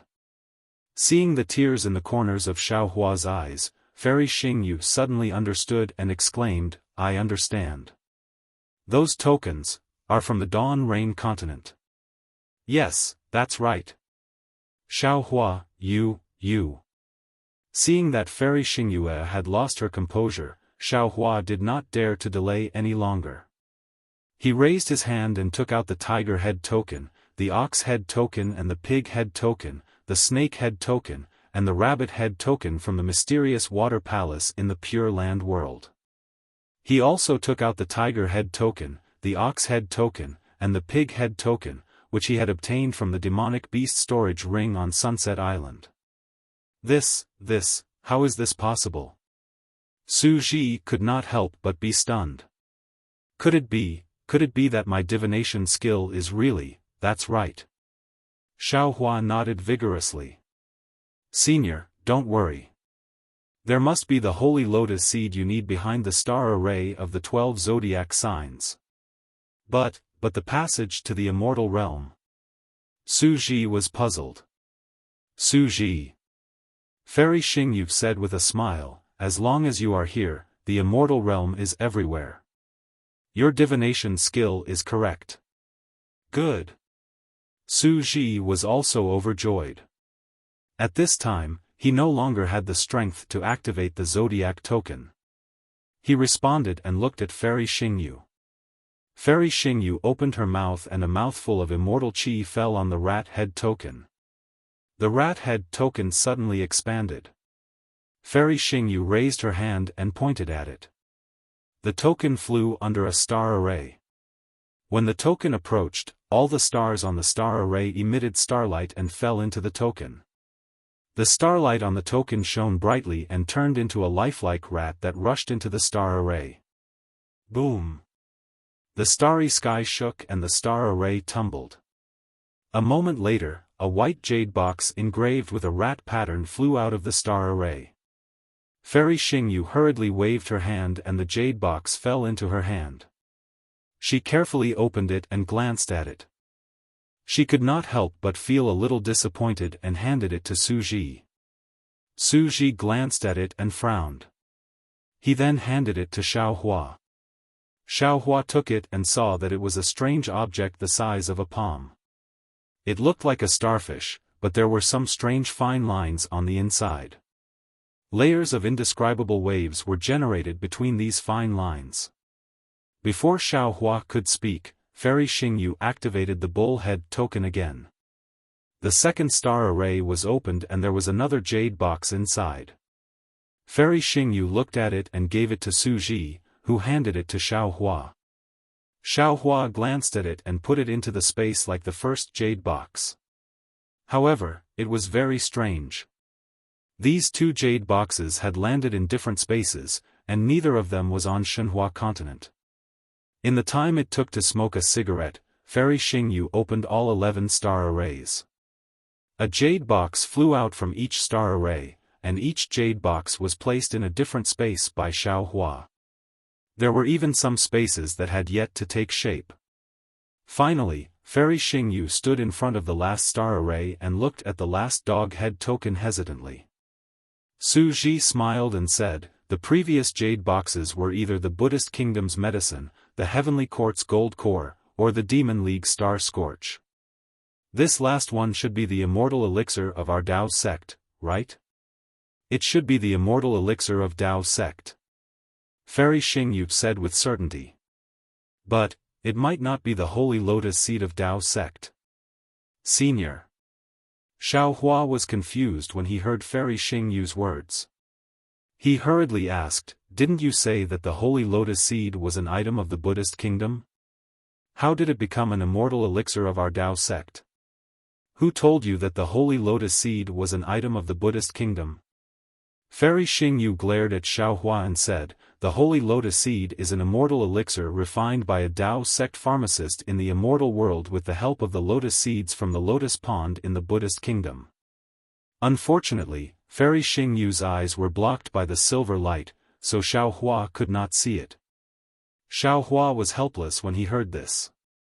After all, Su Ji had only told him half of the story. Open it. Su Ji said faintly. The jade boxes are already behind the starry sky. It doesn't matter if it's the holy lotus seed or not. It's a fact. Okay. Just like before, Fairy Xingyu sent the dog head token into the star array. Sure enough, another jade box flew out. This time, after Fairy Xingyu took it, she did not dare to open it. It flew to Su Ji and carefully handed it over. However, she did not let go of it. At this moment, a faint golden light appeared above the starry sky, and a strange aura faintly discernible descended. However, just as this aura appeared, the golden light disappeared. Xiaohua only had time to raise his head to take a look before the aura also disappeared. However, Xiaohua did not have time to pay attention to the aura at this time. He also looked at Su Ji and Fairy Xingyu. Su Ji looked at Fairy Xingyu. The two of them each took one side of the jade box and gently opened the jade box. Looking at the contents of the jade box, the two of them did not speak for a long time. Xiaohua could not see their expressions and was a little anxious. However, he also had a bad feeling in his heart. If the holy lotus seed was inside the jade box, how could Fairy Xingyu let Su Ji look at it like this? She would have let him take it long ago. Sob, sob. Fairy Xingyu seemed to have been too hopeful. Now that she was disappointed, she actually sobbed softly. Su Ji sighed slightly and raised his hand to pull Fairy Xingyu into his arms. He wanted to say something, but he couldn't. He only patted Fairy Xingyu's back. After a while, Fairy Xingyu raised her head from Su Ji's arms and said, "Su Ji, is our luck really that bad? After so many years of searching for the Star Moon Palace, it was all in vain in the end? With you, how could it be all in vain?" Su Ji replied. "Alas." Fairy Xingyu sighed. Looking at the jade box in Su Ji's hand, she said, "This clear feather elixir has benefited Xiaohua again. Huh, Xiaohua's luck is better than ours." Su Ji said and handed the jade box to Xiaohua. "Xiaohua, this is the clear feather elixir used by the mortal fairies in the immortal world. Your strength is now only at the middle of the 9th level of origin power. If you want to cultivate to the upper level, it will take at most 50,000 years, at least 10,000 years. Of course, we can't rule out that you have other opportunities to shorten this time. As for this clear feather elixir, if your cultivation is stable and your realm surpasses your strength, you can take it. It will probably only take a few years for you to reach the highest realm in the 3 continents. Remember, this elixir contains the immortal spiritual qi of the immortal world. If you haven't reached the late stage of the Mahayana realm, don't take it. Oh, in addition, among the things I gave you, there is a coarse grass talisman. I refined it myself to suppress your strength. If it is not appropriate for you to take this elixir, you can use the coarse grass talisman to suppress it." Chapter 45-55. Yes, thank you, Senior. Xiaohua took the jade box and glanced at it. He was stunned for a moment before he casually stored it in his space. Sure enough, the location of the jade box was the same as the gold core that Xiaohua had obtained earlier. In addition, the things I obtained earlier were also items from the Buddhist Kingdom and the Demon League. They have similar effects as the clear feather pill. There are records of these in Xingyue's moon-embracing palace. You'll know after you take a look. Su Ji added, "In the future, I hope you can help me take care of Xingyue, Su Ji." Hearing Su Ji's words, Fairy Xingyue was displeased. She interrupted Su Ji and was about to speak. Xiaohua hurriedly asked, "Senior, the holy lotus seed, shut up first." Fairy Xingyue said, "Wait for me to finish." How could Xiaohua wait for Fairy Xingyue to finish speaking? He waved his hand and took out the mysterious gold core he had obtained in the stacked jade legacy realm. He said, "Senior, take a look and see if this thing is useful." Seeing the mysterious golden pill fall into the starry sky, it immediately turned into a flame that was dozens of feet wide. On the surface of the flame, tens of thousands of tiny vortexes rapidly expanded, each becoming the size of a thumb. Moreover, these vortexes produced a powerful suction force. Strands of needle-like power of the stars and moon were sucked into these vortexes. The suction force of this pill was so strong that it was as if a giant hand had grabbed the space within 100 feet, causing it to distort intensely. Within the distorted space, mysterious runes flew out from the vortexes. These runes slowly flowed in the flame's threads, and their trajectories looked mysterious. Holy lotus seed? Fairy Xingyue screamed as if she had seen a ghost. Her voice was like thunder, shaking the entire starry sky. Fairy Xingyue's silver figure broke free from the control of the star veil and rushed out hundreds of feet in an instant. You, Xiaohua. Even someone as calm as Su Ji could not hide his excitement. He stuttered and asked, "This holy lotus seed? Where did you get it?" Fairy Xingyu, who had regained her senses, immediately emitted a silver light that soared into the sky. She recklessly shrouded the area within 1,000 feet of the holy lotus seed. She believed that if there were any changes at this time, even if Xiaohua wanted to touch the holy lotus seed, Fairy Xingyu would mercilessly deliver a fatal blow. Su Ji! Fairy Xingyu shouted. Who cares where it came from? Take it quickly. Senior. Xiaohua knew that Su Ji was a person of noble character. He definitely wouldn't eat food that was given to him for free. He bowed and said, "Senior, please be at ease. This pill was obtained by Junior from the Dragon Island's training space. Its origin is clean. This is also this Junior's sincere filial piety towards you.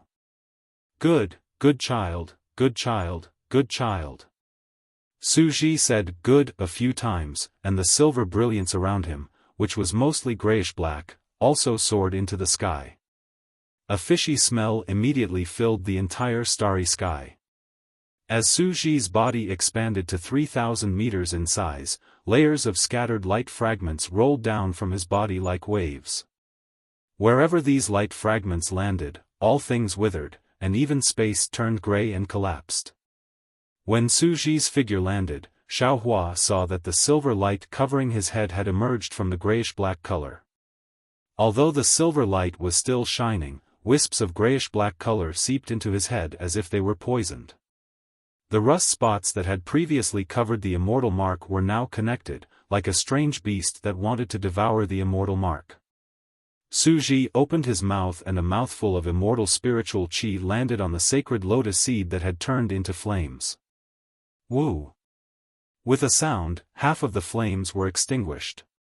The runes and the flames suddenly rushed out from the immortal spiritual qi and entangled with the flames.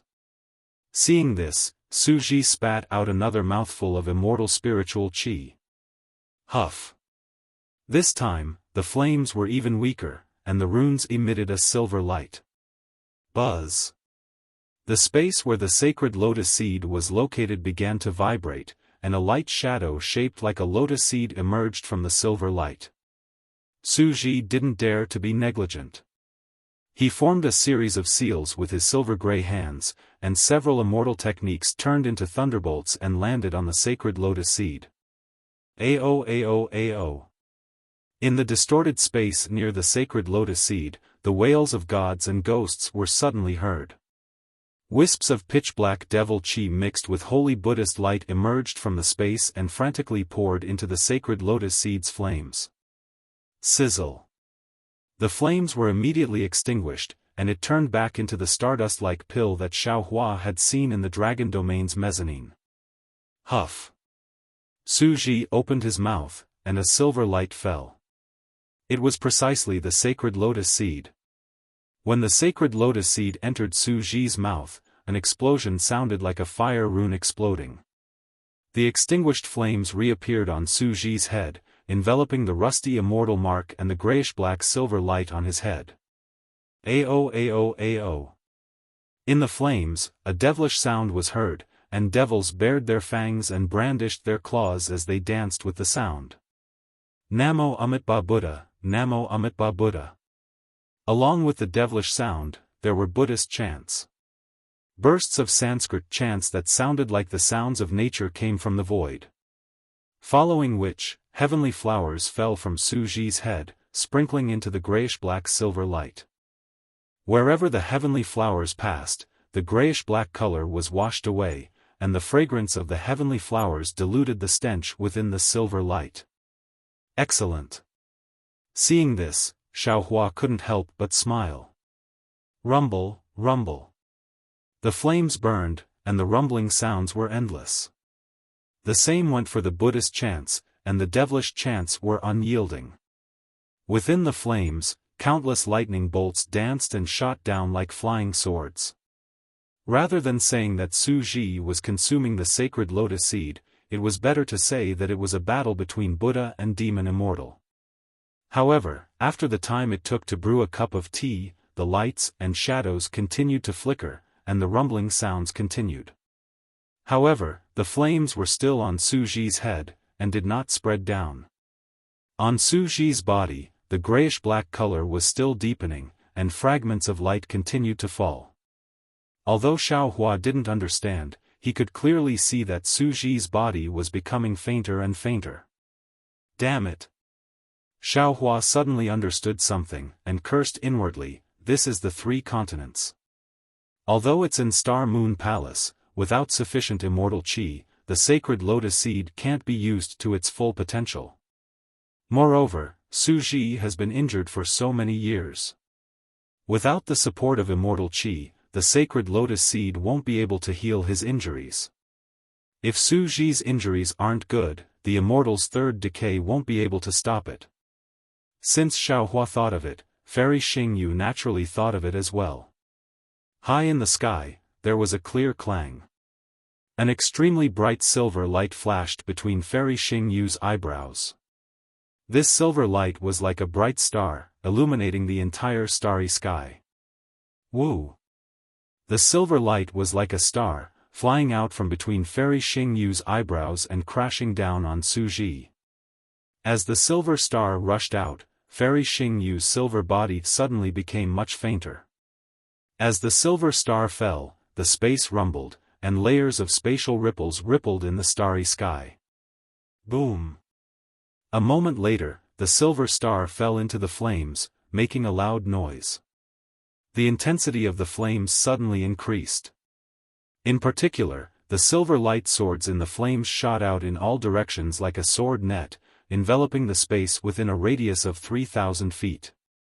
Under the sword net, more than half of the grayish-black color was destroyed. Through the flames, Xiaohua could already see that the grayish-black spots in the immortal mark had been burned and broken. However, these spots were still struggling tenaciously in the demonic qi and howling, as if they were going to fight back. Senior. Xiaohua laughed heartily and put his palms together. I'm here to help you. As he spoke, golden light burst out from Xiaohua's body, and his figure slowly grew. When he was more than 1,000 feet tall, Xiaohua chanted again, Namo Maitreya Buddha, by my command, I. As Xiaohua used the seventh divine ability of the Buddhist sect's 9-syllable Sanskrit incantation, the Buddha's aura in the nearby void shone brightly. This Buddha's aura condensed into the shape of water waves, surging from all directions and pouring into the flames. Moreover, in the Buddhist light, Xiaohua secretly ordered the demon Venerable Shi to separate a wisp of demonic sense, which turned into a devil and flew in. ZZZ. The 9 syllables mantra Lai was really a Buddhist purification. Xiaohua used the Buddhist power of the world-honored Buddha Maitreya to purify it. The water-like Buddhist light had already destroyed most of the demonic qi in the rust spots. The devils that were attracted by the divine lotus seed were scared away by the demon Venerable Shi's demonic sense, and those who were slow to react were devoured by the demon Venerable Shi. Seeing the grayish-black spots shrinking rapidly, Suji looked up to the sky and roared. Roar! His roar shook the whole starry sky formation. Boom! Boom! Boom! Following 3 loud roars, 3 silver light beams shot up from Suji's immortal mark, piercing into the starry sky like light swords. Then, the space where the 3 light beams landed twisted and began to collapse rapidly. As the space collapsed, strands of silver light beams shot out from the space fragments, and a strong immortal spiritual qi gushed out from the fragments. Immortal. Immortal spiritual qi. Fairy Xingyu was stunned. She hurriedly released her extended thought and cried out in joy, Su Ji, this is the immortal realm crack from before. How did it move here? As Fairy Xingyu spoke, the space fragments collapsed completely. A silver light beam fell and shone on Su Ji. Buzz. The strong immortal spiritual qi poured into the light beam like the Milky Way, and an obvious vortex appeared above Su Ji's head. As the immortal spiritual qi poured in, the silver light shone brightly and the wind blew violently. The immortal mark was as bright as the sun. Although Xiaofan could not see the spots in the silver light clearly, he could see the flame spreading rapidly below Su Ji's body. Wherever the flames went, the grayish-black spots were immediately burned away. The extremely thin silver light was also visible to the naked eye. Xiaofan was relieved. He withdrew his Buddhist divine sense, but did not withdraw his Dharma body. He stood by the side with a smile. Chapter 45-56. The Saint Lotus Seed was indeed the Saint Lotus Seed. In the time it took to drink a cup of tea, the flames had already reached the bottom of Su Ji's feet. As the flames passed, a transparent, sparkling, and radiant silver shell appeared in front of Xiaofan. The threatening aura of the shell was unobstructed as it tumbled in the air. The golden light around Xiaofan was unable to resist this aura and unconsciously retreated. He was already more than 100 miles away, and under the silver light, Xiaohua's figure was still moving further away. Boom! The flame fell under Su Ji's feet, turned into a lotus seed, and once again swirled toward Su Ji's head. In just a few breaths' time, the lotus seed flame had reached Su Ji's immortal mark. Swoosh! All the aura and brilliance of the flame converged into the immortal mark. Boom! Another ball of aura rushed out from the immortal mark and fell into the lotus seed flame. Boom! A stream of light appeared on Su Ji's immortal mark again. It was obviously different from before. The moment the stream of light disappeared, the light pillar that seemed to pierce through heaven and earth slowly shrank. The crack in the starry sky began to slowly close. Su Ji. Seeing this, Fairy Xingyu hurriedly rushed toward the light pillar. She urged, "Quick, this is our last chance to return to the immortal realm." "Okay." Su Ji replied.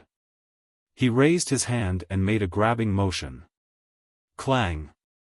The lotus flames floating above his head condensed together and turned into a silver lotus seed. Su Ji moved his body into the silver light pillar. He looked up at Xiaofan and said in a thunderous voice, "Xiaofan. My divination skills are not wrong after all. You are indeed my savior when I return to the immortal realm. To tell you the truth, when I did the divination back then, I did not believe the result. If not for the holy lotus seed, I would not have returned to the immortal realm.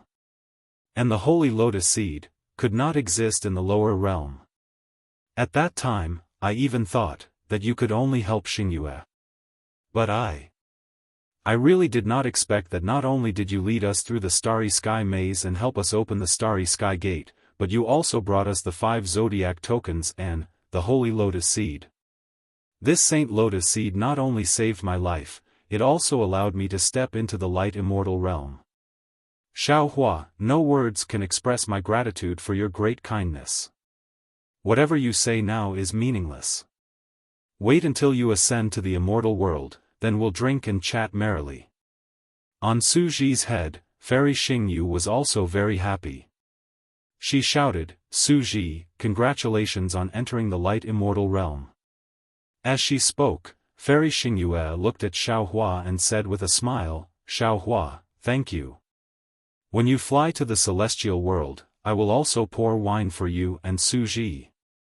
At this point, Fairy Xingyu actually transmitted her voice again.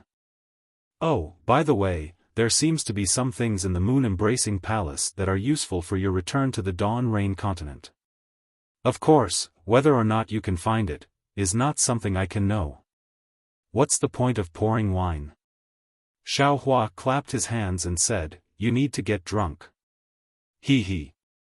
Fairy Xingyu covered her mouth and laughed quietly. Seeing that the two of them had flown to the edge of the crack, Su Ji raised his hand and the lotus seed condensed from flames turned into a stream of light and landed in front of Xiao Hua. Su Ji transmitted his voice, Xiao Hua, this is, transformed from my immortal mark. It contains my cultivation experience and imprint of my immortal mark. This is originally an item from the immortal world. I'll lend it to you temporarily to comprehend. It will be of great help to you when you ascend to the immortal world in the future. Remember, after you ascend to the immortal world, you must return it to me. Huh. Xiao Hua saw that Su Ji rarely showed favoritism outside the law and even spoke vaguely. He stretched out his hand to receive the lotus seed and said, Junior, thanks Senior for your generous gift. I wish Senior's love is stronger than gold. I wish you 100 years of blissful marriage and a son soon, boom. Following Xiao Hua's congratulatory words, Su Ji's immortal body shook twice and fled into the crack of the immortal world in a panic. The crack of the immortal world closed with a loud bang. The entire starry sky shook a few times and then returned to normal. Holy Lotus Seed, Holy Lotus Seed. Xiao Hua was really excited. The sense of accomplishment from helping someone, especially an immortal, was much stronger than what he obtained himself. Moreover, to be able to help someone who had helped him so much, not only for karma, but also for the beauty of the world, Xiao Hua felt that it was worth it. He tossed the lotus seed up and down and laughed inwardly. I really didn't expect that the ancient golden core in the void of the dragon domain would have such an effect. This karma was already formed on the dragon island. Then, he looked at the lotus seed again. Where his gaze fell, endless lightning flashed and countless clouds lingered inside. It looked indescribably mysterious. However, Xiao Hua laughed again, I've already obtained the innate purple qi. There are countless mysteries of heaven and earth in it. Why would I need this item condensed from the immortal mark? However, if I don't accept it, how can Su Ji be at ease? Moreover, Su Ji's experience in this lotus seed is even more important. In the future, when I encounter a bottleneck, I will inevitably need it. Fine, this item will be my fortune gate's cornerstone treasure. With that, Xiao Hua sent the lotus seed into the Shenhua continent. Strangely enough, wherever the lotus seed landed, the immortal slaying stage fragment would release lightning, attracting the lotus seed to the side. Wherever the lightning struck, the lotus seed would release boundless clouds that shrouded the immortal slaying stage. Following that, strands of cloud slowly descended from the sky above the Shenhua continent, shrouding the entire Shenhua continent. Each strand of cloud contained the aura of immortal marks. Any Fortune Gate disciple on the Shenhua continent who was fated to obtain these strands of cloud would open a door to the heavens. In the future, these disciples' futures would be immeasurable. After putting away the lotus seed, Xiao Hua stretched lazily and muttered to himself, since entering the Star Moon Palace, I can be considered to have experienced life and death. Now, he could finally take a break. My trip to the Star Moon Palace is over. Thinking about it, this Xiao has also obtained quite a lot. Not to mention the clear feather pill that Senior Su gave to this Xiao, even the other 11 strange things are all useful. This Xiao will find a place to eat this clear feather pill first. His granny, even the Grand Mist Ancestor came to the Star Moon Palace. I feel uneasy. If it weren't for Senior Su, I definitely wouldn't have let that guy in so easily. Humph, he dared to scheme against my fortune gate, how could I let him off so easily? Thinking of the place where he had taken the clear feather pill, Xiao Hua naturally thought of the starry sky. He raised his eyes and looked at the starry sky. The 12 star arrays where the 12 zodiac tokens had landed had already disappeared. Now, the entire starry sky was empty, and there were no stars flashing. Xiaofan did not even think about it. He urged his body to descend. However, Xiaofan was stunned on the spot after descending for 1,000 zhang. He stopped and raised his head to look at the sky. He rubbed his chin and thought to himself, the 12 zodiac tokens broke the 12 star arrays, and 12 jade boxes flew out from the star arrays. If the star arrays are completely broken, the starry sky will return to its original state, right? Not to mention, after the last jade box flew out, there was a mysterious aura in the space. Although that aura disappeared in a flash, it felt familiar to me. However, at that time, I was only focused on checking if there was a holy lotus seed inside the jade box. Moreover, the entire space was torn apart by the immortal world's crack, and that aura disappeared. Could it be that there is something strange in this space? Could it be that these 12 star arrays are just a cover? Thinking of this, Xiaohua's eyes shone brightly. He rushed into the space and released his divine sense to explore inch by inch. Unfortunately, Xiaohua didn't find anything even after looking for half an hour. Because the space was like the vault of heaven, unreachable and boundless, Xiaohua's divine sense couldn't reach it. The 12 star arrays were empty, no different from the void. Could it be that I was wrong? Xiaohua frowned, or my feeling just now was wrong? A moment later, Xiaohua opened his delusion breaker Dharma eye and scanned his surroundings. At this time, Xiaohua's eyes were blurred. Bursts of stinging pain were transmitted to his mind from his eyes and into the mysterious dark clouds. Xiaohua couldn't bear it. However, in his blurry eyes, except for the place where the golden light flashed and some fine time lines, the other places were completely the outline of a palace. There was nothing special. Seeing this, Xiaohua didn't hesitate to teleport straight to the golden light. Unfortunately, this space was really strange. Teleportation seemed to be inferior to flying. After half an hour, Xiaohua arrived at the place where the golden light flashed. Xiaohua looked at his position and then looked around. A smile appeared at the corner of his mouth. The place where the golden light came from was a space covered by fine time lines. At this time, it was no different from the surrounding space. Xiaohua also tried Yuan Shen, soul consciousness, Buddhist consciousness, divine sense, and even the clear eye technique, but he couldn't see anything strange. Moreover, this space was only a few dozen miles in size. It was almost a drop in the ocean in the entire seemingly boundless space. He didn't know if Fairy Xingyu had the Dharma eye technique, but he believed that, other than Fairy Xingyu, among all the humans and demons who could enter the Star Moon Palace, he was probably the only one who could find the place where the golden light came from. Here, Xiaohua opened his Dharma eye again. Through the fine time lines, the other space that overlapped with this space was also vaguely revealed.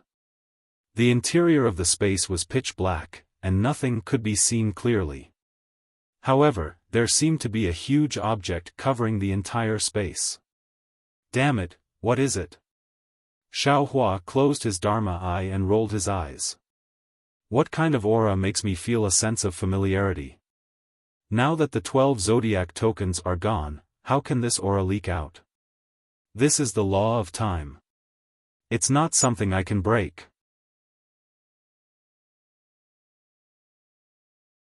Chapter 45-57. Thinking of this, Xiaohua showed a trace of hesitation.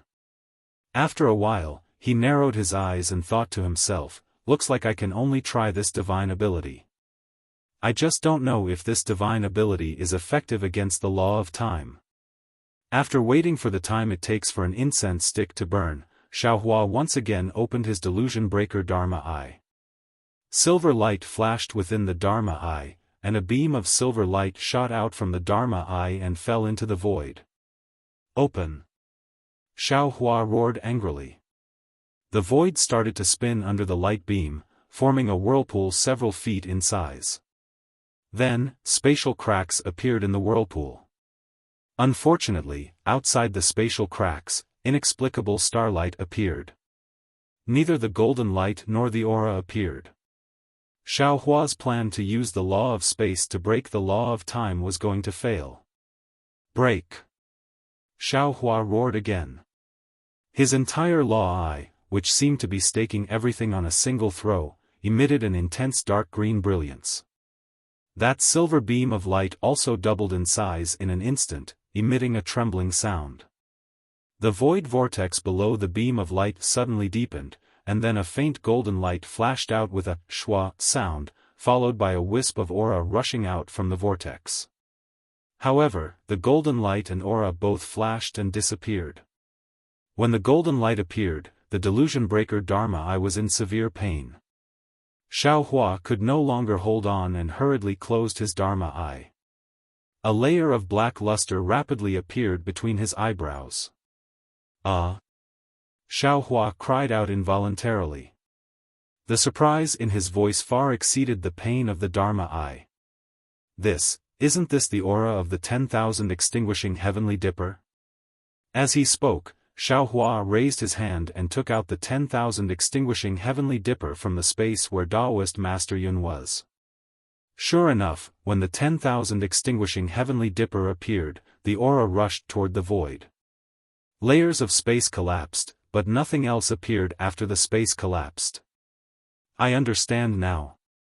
Surprised, Xiaohua restrained his emotions and pondered, the law of time must be the fragment of the 10,000 extinguishing heavenly dipper.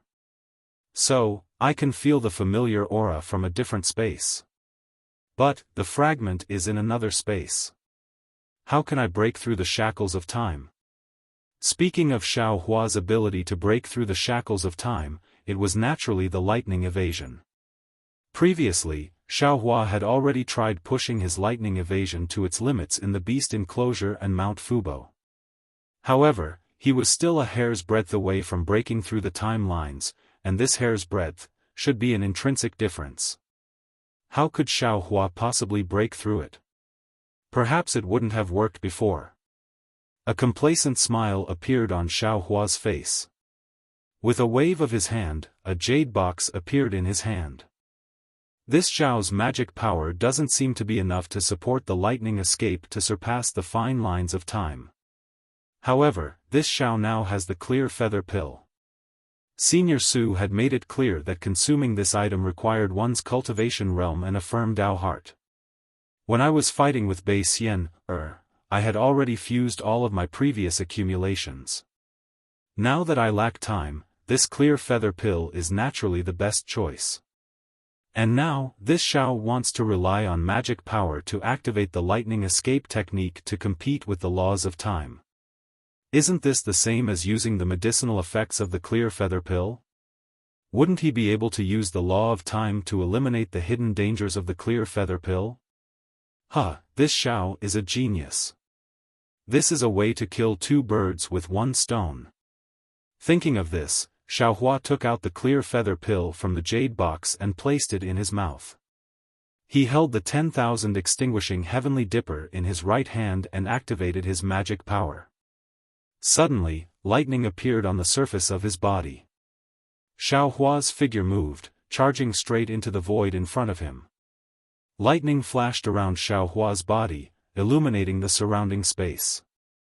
At the same time this lightning flashed, space-time resistance immediately appeared. It was as if a surging wave was surging from all directions, annihilating Xiaohua's entire body. There was no difference from before. Soon, Xiaohua's body began to slowly move. 4 layers of shadows appeared. Immediately after, Xiaohua's body turned into 1,000 feet of lightning. Moreover, the lightning became illusory, twisted, and broke into dozens of pieces. At the same time, the rumbling sound of thunder was also elongated, gradually penetrating deep into the void. The lightning suddenly trembled. Within the lightning, Xiaohua's body turned into 132 million illusory dots. These dots of light rapidly flew back and forth and gradually merged into the void. When only 30% of the illusory dots remained, Xiaohua felt that his body was empty. All of the illusory dots began to tremble violently. Xiaohua didn't hesitate to flip his tongue. The clear feather pill turned into spiritual liquid and fell into his body. Boom! The clear feather pill that fell into Xiaohua's body was different from ordinary pills. Waves of incomparably powerful medicinal effects were born from the medicinal liquid. Like a surging tide, they rushed into every part of Xiaohua's body. Xiaohua didn't dare to be negligent. He hurriedly urged his cultivation method to refine the medicinal effects. The clear feather pill was really overbearing. Not only did the refined true essence contain immortal spiritual energy, but it also contained the mysteries of heaven and earth. This true essence entered Xiaohua's meridians and pushed Xiaohua's cultivation to the late stage of the Mahayana realm. On the other hand, it entered the scattered nascent soul, causing the scattered nascent soul to rapidly expand. Bursts of tiny purple lightning appeared in the void and tore the already extremely distorted void into pieces. Moreover, a powerful pressure was emitted from these lightning threads and spread in all directions. As Xiaohua's cultivation increased, this pressure also rose steadily. Looking at the 30% of illusory dots that hadn't merged into the void, they shook and formed shadows. The shadows were very slow, but they were very stable. When the shadows formed 9 layers, the sound of wind whistling began to emerge from the shadows. The remaining illusory dots also began to gradually merge into the void. After a while, Xiaohua suddenly felt that the void around him began to change. The more he urged the lightning escape technique, the slower his flying speed became. Everything around him also began to slow down. Xiaohua felt happy in his heart. He understood that he was already close to breaking through the shackles of time. Therefore, he accelerated the refining of the clear feather pill's medicinal effects. At this time, Xiaohua's starry sky nascent soul once again turned into a nebula. Strands of tiny lightning threads mixed with immortal spiritual energy flashed between these nebulas. The grand mist purple chi also had tiny cloud threads that slowly merged into the nebula. Unfortunately, Xiaohua was just a cultivator of the mortal realm. He hadn't even fully grasped the laws of space, so how could he break through the shackles of time? In the end, seeing that the clear feather pill's medicinal effects had been refined, Xiaohua still had half of the illusory dots that hadn't completely merged into the void. On that day, the void around Xiaohua also didn't completely stop. Damn it! Xiaohua felt the illusory dots shake again. His body was about to break free from the void. He couldn't help but curse. He knew that he was going to fail again today. At this time, the 10,000 extinguishing heavenly dipper in Xiaohua's right hand suddenly trembled. It emitted an intense golden light. Where the golden light landed, the void began to turn transparent. In front of Xiaohua's eyes, the originally impossible to see timelines suddenly appeared. These timelines contained endless profound meanings. Previously, when Xiaohua was comprehending the fragments of time in the heavenly prison, he couldn't see these profound meanings. When the timelines appeared, Xiaohua's surroundings became deathly silent. It was as if everything in the world had stopped. Even Xiaohua himself seemed to be unable to move. In the instant that the world fell silent, the golden light of the 10,000 extinguishing celestial dipper rushed into the fine lines of time and landed in another space. At the place where the golden light disappeared, a fragment and a crystal that looked like a cloud flew through the fine lines of time and landed in the gap of the 10,000 extinguishing celestial dipper. The moment the fragment fell into the 10,000 extinguishing heavenly dipper, the golden light disappeared. The timelines instantly disappeared. At the same time, the still world moved again. The space that was moving slowly in Xiaohua's eyes appeared again. However, this slowness only lasted for a few breaths of time. The entire space shook rapidly. Then, Xiaohua's half of the illusory dots that had yet to merge into the void also trembled. all the small dots that had disappeared before appeared again. Xiaohua's entire body flashed like a wave of water, completely revealing himself in the air once again.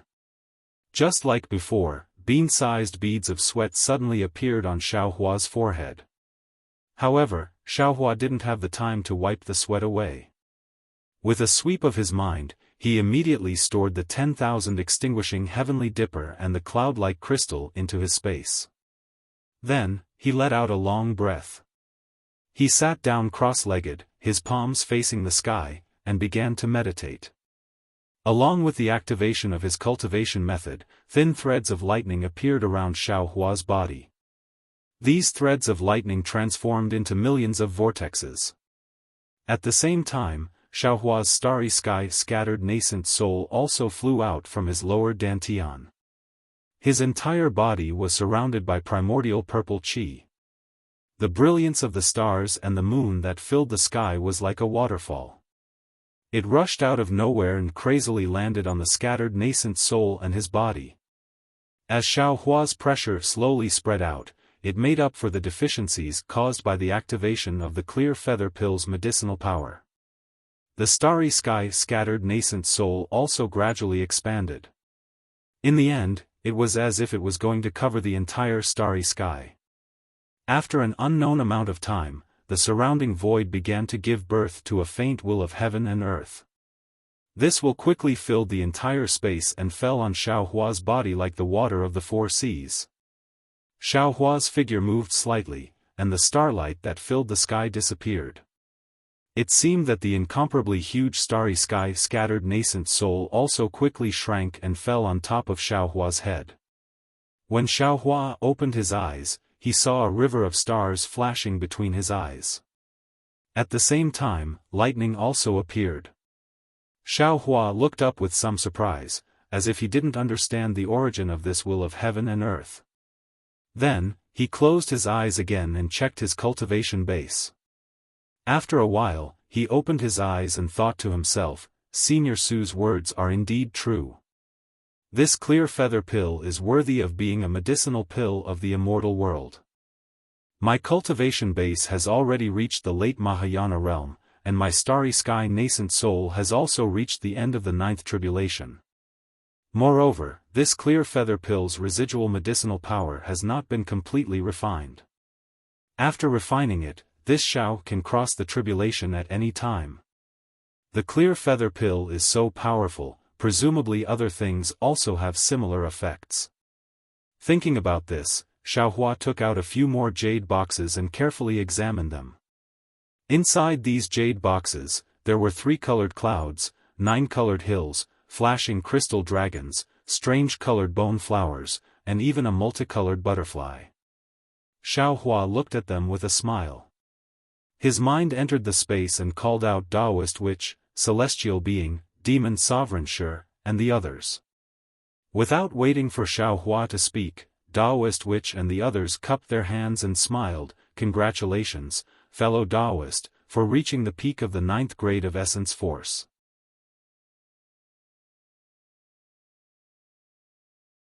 Chapter 45-58. Xiaohua shook his head with a smile and said, What is there to be happy about? If not for the fragment of the myriad extinguishing heavenly dipper, I would not have taken the clear feather pill now. Taoist Wu nodded and said, You are right. Fellow Taoist, you are now at the late stage of Mahayana realm, and still have the medicinal strength of the clear feather pill in your body. Perhaps you will ascend to the immortal realm after leaving Star Moon Palace. But, we have yet to return to Dawn Rain Continent, and there are still many things we need to do. How can we leave now? Reverend Yun looked at Xiaohua and said with a smile, Fellow Taoist, you are overthinking. Do you think ascending to the immortal realm is an easy thing? Among 10,000 cultivators who have cultivated to the peak of the 9th tier of Yuan energy, it is impossible for one to ascend to the immortal realm. Furthermore, the closer one is to the end, the more difficult it is to cultivate. Although fellow Taoist has already reached the late stage of tribulation transcendence, it will take at least 1,000 years for you to reach the consummation stage. Sure Fiend quickly said, That's right, that's right.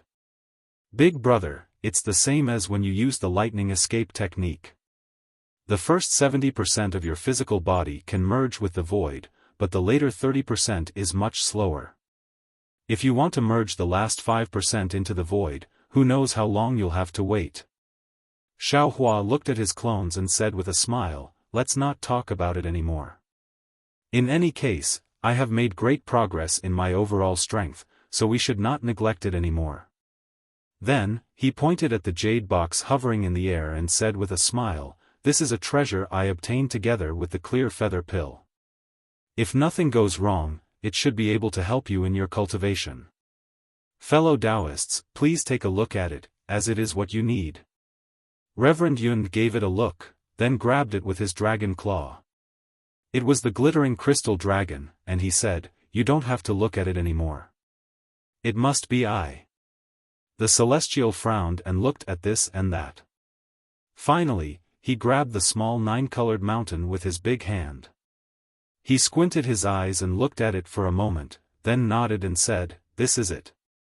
Although I don't know what it is, the aura in it is very familiar. I think after refining it, my overall strength will catch up with fellow Taoist. Taoist which smiled faintly. Without any hesitation, he extended his arm and took the strange-colored bone flower in his hand. Like Reverend Yun, there's no need for me to look at it any longer. This thing is definitely mine. It's just that I don't know how helpful it will be to I's cultivation after refining it. Big brother. Demon Venerable Shi was a little envious. He looked at the jade boxes on the left and said with a flattering face, this 3-colored cloud has the aura of noble spirit. It must belong to Wen Chu. That starfish has the aura of the power of the moon and stars. It should belong to Feng Wu. As for the bamboo that condenses the long river and the colorful butterfly, I don't know who would use them. However, little brother knows that all of this is useless for little brother's cultivation. I wonder if big brother has anything that I need? What else do you want? The celestial put away the 9-colored mountain and shouted, you should refine that demonic array's demonic spirit properly. It's stronger than anything else. Yes, yes. Demon Venerable Shi smiled and said, little brother knows that I'm being greedy. However, since all of you have gained something, you should let little brother be happy, right? Huh. Xiaofan laughed. He waved his hand and took out another jade box. Don't worry. This palace's star array is very magical. There are all kinds of treasures from Buddhism, Taoist, Confucian, and demon. How can there be no demonic array? This is for you. Demon Lord Shi received the jade box and opened it to take a look. Inside, there was a blood-red skull that looked like a crystal-clear crystal. Demon Lord Shi Bujue laughed and quickly kept the jade box. He bowed and said, thank you, big brother. Little brother will devour this thing. I think I can take the last step. Damn it. The celestial rolled his eyes and said, why do you want to take the last step? Could it be that you want to ascend to the immortal realm too? Hee hee. Demon Venerable Shi laughed and said, big brother, you don't know. Little brother can also ascend. However, little brother is going to the upper realm Devil Swamp in the Devil Realm. Good boy, you can also ascend. The celestial was envious and said, if all of you ascend, where will I go? Don't worry, fellow Taoist. Taoist Witch smiled and said, when we take the last step, we will naturally know. Moreover, at the very least, we still have Shenhua continent. When the celestial heard that, he raised his hand and took out the 9-colored mountain and said, fellow Taoist, you are right. Then I want to see where I will take the last step. With that, the celestial opened his mouth and was about to swallow the 9-colored mountain. When Xiaofan saw that, he hurriedly raised his hand and blocked the mountain. He smiled bitterly and said, fellow Taoist, don't worry. This is not a good place to refine treasures. If not for the fragment of the great extinguishing heavenly dipper, I wouldn't have taken the clear feather pill here. It's not too late to refine it after we leave the Star Moon Palace and find a place to cultivate. That works too. When the Celestial heard that, he kept the 9-colored mountain and said, "That's right, the cloud-like crystal chip with the fragment of the Great Extinguishing Heavenly Dipper seems to be the secret technique to refine the Great Extinguishing Heavenly Dipper. I want to study it." "Very good." Xiaofan smiled and handed the crystal chip to the Celestial. "I'll leave it to you to study it." When the Celestial kept the crystal chip, Xiaofan said, "Fellow Taoists, you don't have to go back first. When I was passing through the platform earlier, I heard strange thunder. There seemed to be some strange words in the thunder. The sound contained the power of laws, and ordinary cultivators couldn't withstand it. However, when I heard it, it also sounded in my heart. I seemed to be able to understand it. Now that we have nothing to do, instead of waiting for the Star Moon Palace to close, why don't we listen to it and see what mysteries there are inside?" "Very good." The Celestial smiled and said, "As the saying goes, unity of will is an impregnable fortress. We will also help you to study it." "Unity of will is an impregnable fortress?" Taoist sorcerer smiled and asked, "This phrase doesn't seem to be appropriate here." Who cares if it's appropriate or not, I'll go listen to it first." Xiaofan laughed. His figure flashed and landed at the place where he came from earlier. The Celestial and the others followed behind him. After exiting the palace door condensed from silver light, they saw the greenish-white platform again. It was also as dark and cold as usual, as if everything that happened in the pavilion had nothing to do with the outside world. Even if a crack was torn in the immortal world, and the two exiled immortals had returned to the immortal world, they couldn't raise a trace of light in this darkness. Xiaofan and the others stood in front of the pavilion and looked around. There were also some light silhouettes in the shadows in the distance, but they couldn't see what they looked like clearly. A kind of heaviness and mystery came from afar. Xiaofan and the others passed by the light silhouettes and flew towards the platform. They knew clearly that the light silhouettes weren't something they could approach casually. After flying to the platform, Xiaofan and the others landed and waited quietly. Sure enough, in the time it took to brew a cup of tea, thunder rumbled from high up in the sky. Xiaofan hurriedly looked at the Celestial, Taoist sorcerer, and the others. It wasn't out of Xiaohua's expectations. Their bodies shone with golden, blood-red, or gray-white light. However, their bodies were the same as Xiaohua's, showing no signs of exploding. Xiaofan breathed a sigh of relief and listened with rapt attention. That voice appeared in Xiaohua's heart again. However, this time was different from the previous times. The voice was abnormally blurry, and he couldn't hear what it was saying at all. Fellow Taoist. Just as Xiaofan frowned, the Celestial's body trembled and he cried out in alarm, This seems to be a cultivation method. It's really suitable for this poor Taoist to cultivate." Xiaohua's body also shook. He looked at the Celestial in disbelief and listened with rapt attention again.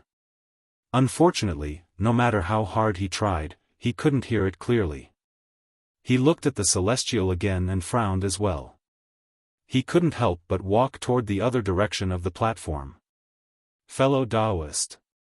Xiaohua reminded him, that place is not somewhere you and I can go. Without waiting for Xiaohua to finish speaking, the Celestial raised his hand, indicating for Xiaohua to shut up. His figure stopped, turned around, and took a few steps forward. In the end, he stopped again, and said to Xiaohua, Fellow Taoist, this poor Taoist can confirm that this voice is talking about a kind of cultivation method that this poor Taoist can cultivate. But I can't hear it clearly from here. You can only hear it when you go there. As he said that, the Celestial pointed at the outline of a light shadow outside the platform. How is that possible? Xiaohua was puzzled. The thunder can only be heard on the platform, but it can't be heard after the platform. How can that light shadow be heard? Why don't we go there and have a look? Reverend Yun said with a smile, "If fellow Taoist feels unsafe, we won't leave the platform." "All right." Xiaofan nodded helplessly. He understood the Celestial's feelings very well. After all, it was rare for him to come across a cultivation method he could cultivate. If it were him, he wouldn't want to give it up so easily. What he was worried about was that the Celestial might not be able to hear it clearly when they reached the edge of the platform. Sure enough, when they landed on the edge of the platform, not only did the thunder not become louder, it became softer, and finally disappeared. "Damn it!" Celestial Bujue roared to the sky, "Are you kidding me?" As soon as the Celestial's voice died away, another thunder rumbled. However, this time, it was not the thunder that fell, but the same inexplicable sound. "This." The voice rang in Xiaohua's mind. Xiaohua shuddered and stood there in a daze. Although the voice was vague, he could hear it clearly. The discussion about the cultivation method is about to begin. All divine sons are in position. The discussion about the cultivation method? Divine sons? Xiaohua came to his senses and hurriedly turned to look at the celestial, Taoist sorcerer, and Reverend Yun. Obviously, they had heard it too, and their faces were filled with disbelief. After all, the Xingyue palace mentioned by Fairy Xingyu was an ancient divine object. How could there be an ancient deity in it? But if these voices were just illusions, and were just one of the restrictive spells in the Xingyue palace, what was the use of these voices?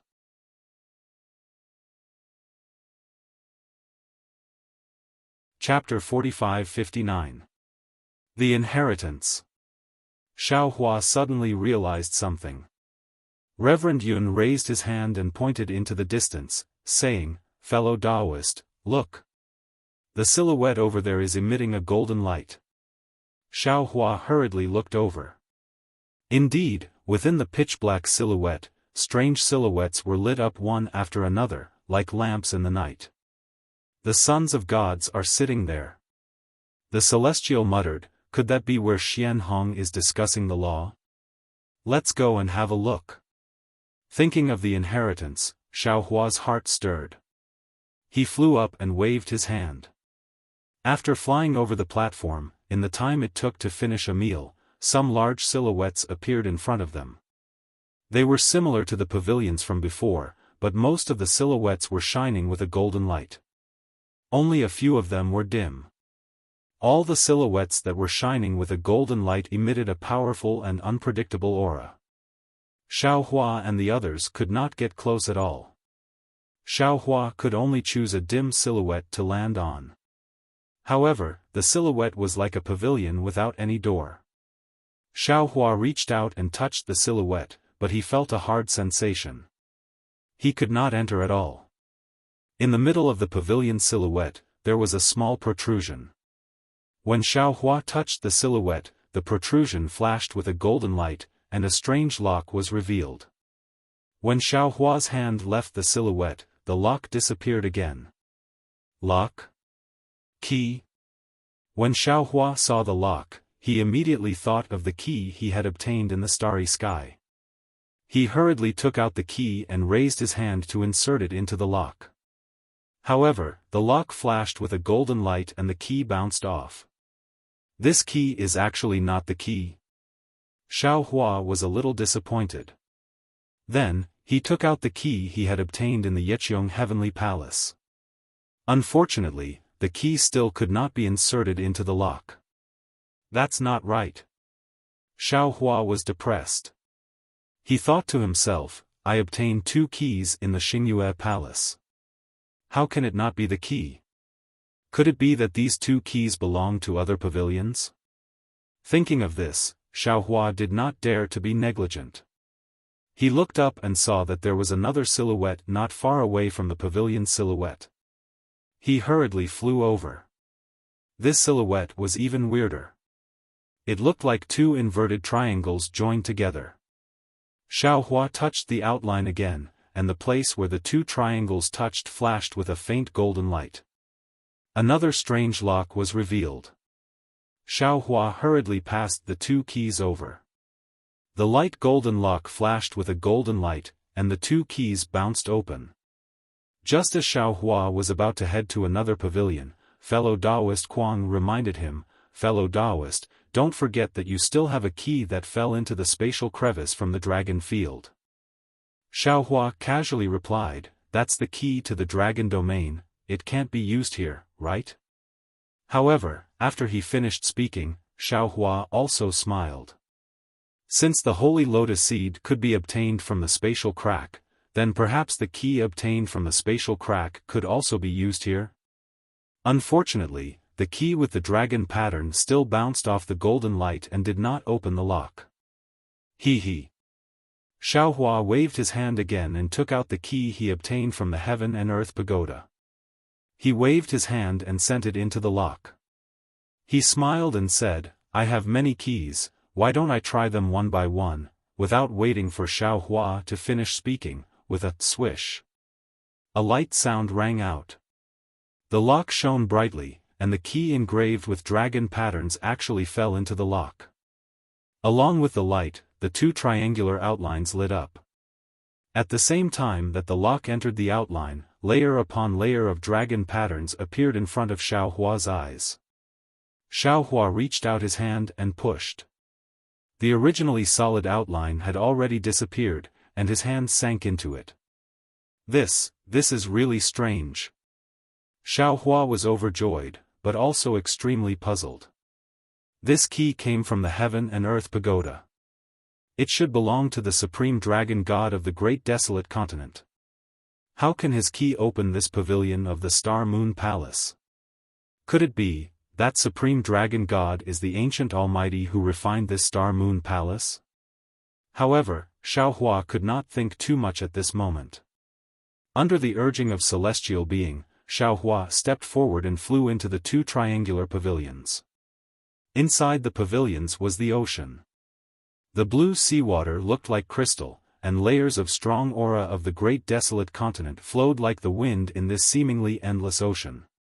As soon as Xiaohua, celestial being, Taoist witch, and the others entered the pavilions, the sound of thunder rang out again. As the sound of thunder fell, the entire ocean shook. Streams of indescribable principles emerged from the shaking and rushed into Xiaohua's body, stimulating the crystal-like divine spark and primal purple energy. The invisible golden light of the divine spark shot out from Xiaohua's body, connecting celestial being, Taoist witch, Reverend Yun, and Lord Archfiend. The principles vibrated the golden light and turned into profound meanings that fell into everyone's bodies. Just like Xiaohua, they could clearly hear the voice in their hearts. This time, Xiaohong will discuss the Tao of gods. Gods are almighty beings. Anything can become a god, no matter if it is a demon, a devil, a spirit, a human, a dragon, a sorcerer, or this. Xiaohua heard it clearly. Although he was greatly shocked, he also felt a little depressed. Damn it, I'm just a cultivator from the mortal realm. I haven't ascended to become an immortal yet. Why should I listen to the Tao of gods? If Senior Su hasn't returned to the immortal realm, I'll bring him here to listen to it. However, right at this moment, the voice continued, ordinary gods can only be regarded as demigods or even nihility gods. Even if they ascend to the divine realm of the great desolate continent and continue their cultivation, they can never become original gods, let alone incipient gods. This is what people in the 3 realms often say, gods are not achieved through cultivation. This is because, in order to become an original god, one must obtain the words of a god, the chi of a god, the spirit of a god, and the body of a god before ascending to the divine realm of the great desolate continent. In the 3 realms, the cultivation of all living things is inclined towards one kind. It could be the words of a god, the chi of a god, the spirit of a god, or the body of a god. Even if there is a cultivator who can obtain 2, if he obtains all 4, there is not even 1 in a billion. Boom! When these words fell into Xiaohua's heart, it was like a sudden clap of thunder, like a sudden enlightenment. In an instant, Xiaohua's mind became clear. Without even thinking, he immediately sat down cross-legged and turned his 5 hearts towards the sky to listen quietly. The Tao of Gods, even if he didn't understand it, he still had to listen. This was a once-in-a-lifetime opportunity. The ancient great sorcerers cultivated the green seal script and obtained the words of a god. The ancient great scholars cultivated the inscription script and obtained the chi of a god. The ancient Buddha cultivated the golden seal script and obtained the spirit of a god. If a cultivator has these 3, he can ascend to the divine realm of the great desolate continent. As for the body of a god, it is the primal chaos body after all. It is rare even in the divine realm of the great desolate continent. If a son of God wants to become an incipient god, he has to refine his body with the chaotic energy before he ascends to the divine realm of the great desolate continent. Even a demigod in the divine realm of the great desolate continent can hardly survive after falling into the chaos, let alone a cultivator from the lower realm. Therefore, in the divine realm of the great desolate continent, it is easy to cultivate the original god realm, but difficult to cultivate the incipient god realm. At first, Xiaohua's heart was still pounding, and he was even wild with joy. But later on, he became intoxicated. These words were not only the truth of the heaven and earth, but also something that Xiaohua would never be able to hear. Moreover, when these words fell into Xiaohua's heart, the heavenly Tao Xiaohua and the karma Xiaohua in the space were intoxicated. Countless profound meanings slowly flowed into Xiaohua's heart. As the words fell into his heart, the truth that was not easy to comprehend also turned into murmuring water.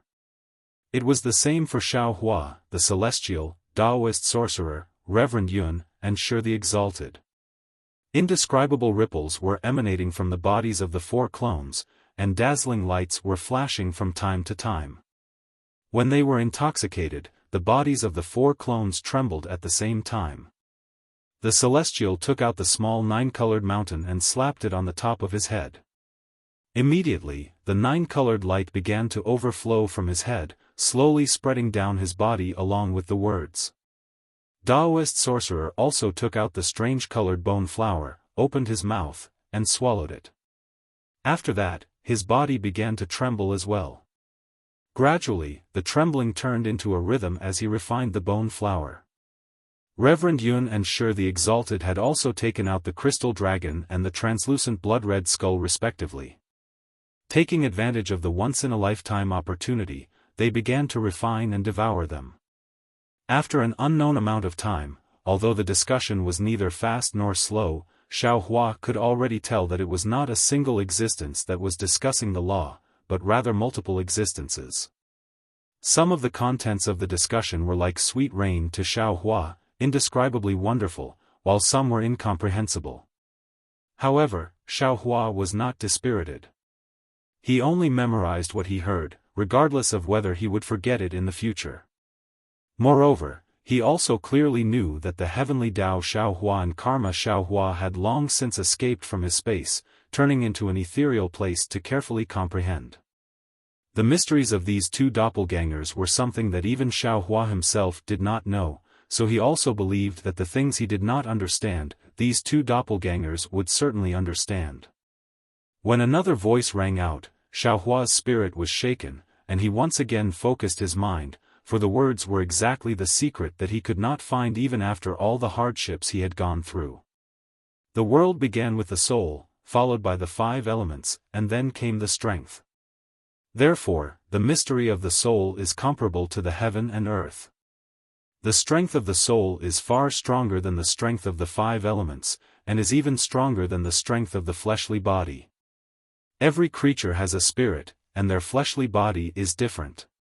Be it a beast, a man, a wood, or a spirit, they all have different bodies, different cultivation methods, and different paths to becoming a god. But, the soul of every creature is one. The essence is the same, but the form is different. Or, you can say that the grades are different. The cultivation of the soul is the engraving of the Dharma, which is the power of the heaven and earth. Only the cultivation of the soul can make all creatures equal.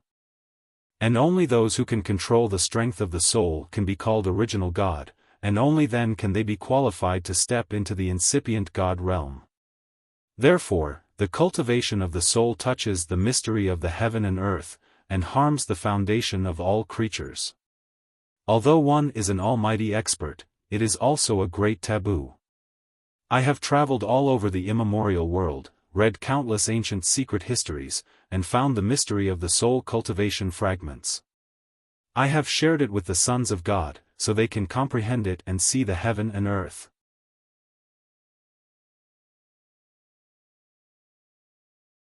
Chapter 45-60. Taoist witch, who was sitting next to Xiaofan, trembled violently. His body glowed with an indescribable green light, which took the shape of a flower and began to bloom slowly.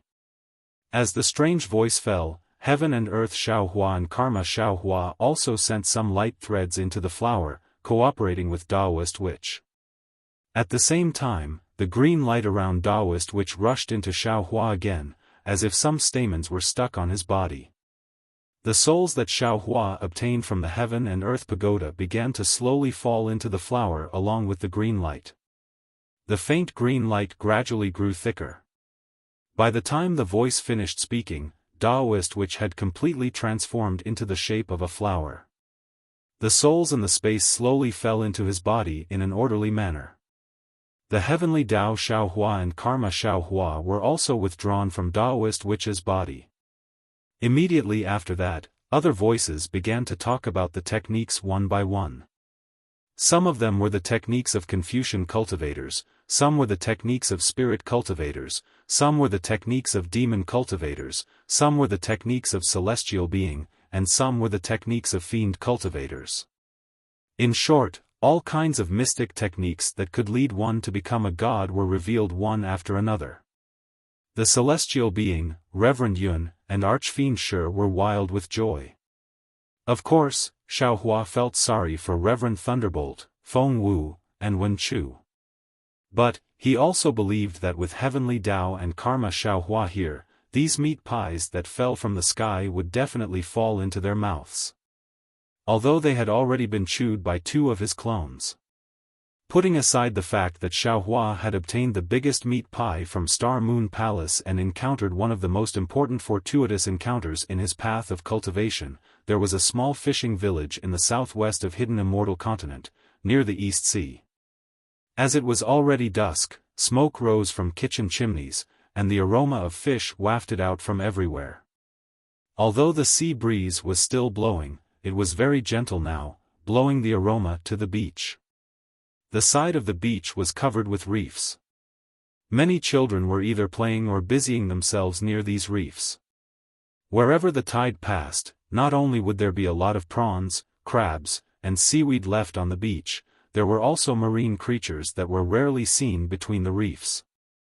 The fisherwomen in the fishing village collected the shrimp, crabs, and seaweed from the beach and brought them back to cook, leaving these children to harvest between the reefs. I caught a big starfish. A thin child took out a bowl-sized starfish from a crevice and jumped onto the reef to show off proudly. On a nearby reef, another slightly chubby child said disdainfully, "What's there to show off about a starfish? Look at me." As he spoke, the slightly plump child took out a basin-sized crab from the bamboo basket beside him and said, "This crab is enough for me and my parents to eat." The thin child from before was a little tongue-tied, as if his self-esteem had been struck.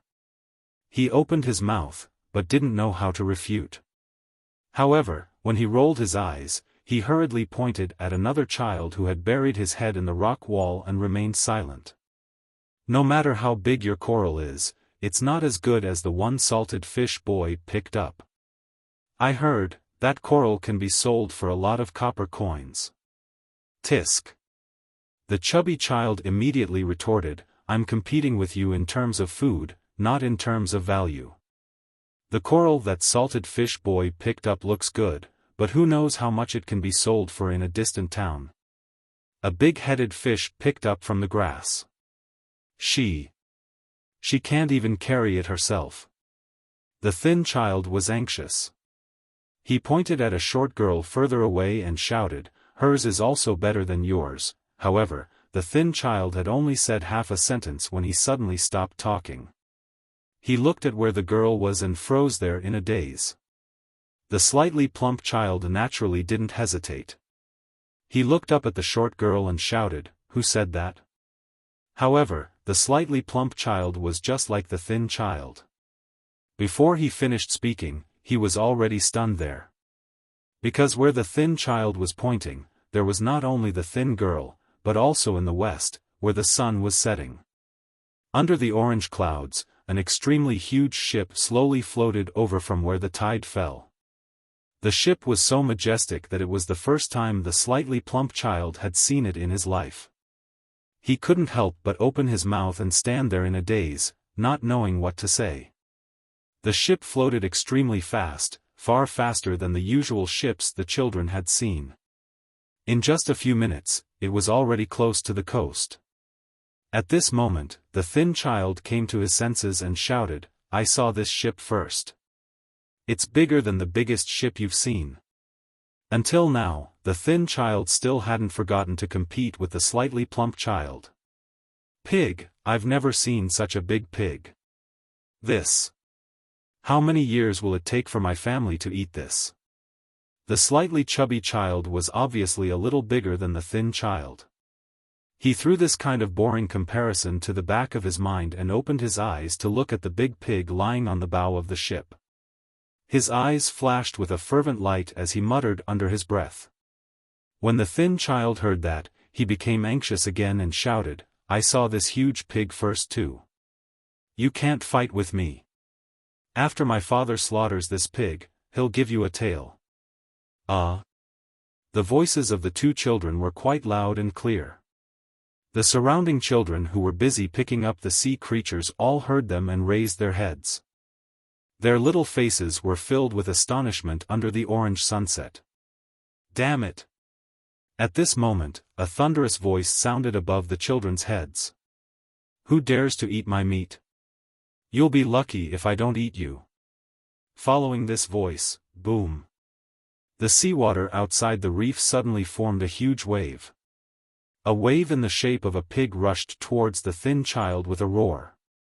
"Wah!" That frail child cried loudly. The lower half of his clothes had already been soaked by the seawater, and now, a pungent smell of urine wafted over. "Monster!" The thin girl in the distance was still the quick-witted one. Seeing this, she hurriedly jumped down from the reef and shouted as she jumped, "The monster is coming, the monster is here, the monster is here." The children came to their senses. Their faces turned pale with fright as they moved their little legs. They either jumped off the reefs or jumped out of the sea, all of them running towards the fishing village. However, even though they were scared, their little hands were still tightly gripping the bamboo baskets and other things that they carried with them. "Mother, mother!" "Wah wah!" The thin child who was so scared that he wet himself cried loudly and wanted to jump down from the reef. However, his legs had already turned to jelly and he couldn't move a single step no matter how hard he tried. Besides crying loudly, there was only despair in his eyes. Dan. When the chubby child heard the thin child's cries, he subconsciously slowed down his steps. However, when he saw the huge tide behind the reef, the fear in his eyes grew stronger. He no longer dared to hesitate. He turned around and ran towards the fishing village while shouting, "The monsters are here. Dan has been eaten by the monsters." The girl named Mao Chao was the first to land on the beach and run away. When she saw Erden lying on the reef, she turned back without any hesitation and ran towards the reef. After running for a few steps, she threw down the bamboo basket in her hand. Where the bamboo basket fell, several big crabs fell out. They waved their pincers and fled into the seawater horizontally. How could Mao Chao be faster than the wave? Before she could get close to the reef, the pig-shaped wave had already reached the reef. Mao Chao shouted, "Erden, jump down." I. Erden cried and said the word "I" a few times. In the end, he couldn't say a complete sentence. Boom! The pig-shaped wave fell from the sky and smashed onto Erden's head. Seeing that Erden was about to be swept away, Mao Chao's eyes were also filled with despair. This was because the wave was so big that it seemed to cover the entire sky. If the wave fell, she would also be swept away, not to mention that there was a pig-shaped monster hiding in the wave. Just as Erden and Mao Chao were in despair, the huge pig-shaped wave condensed in the air. The pig's tail swept towards Erden's head and knocked him down onto the reef.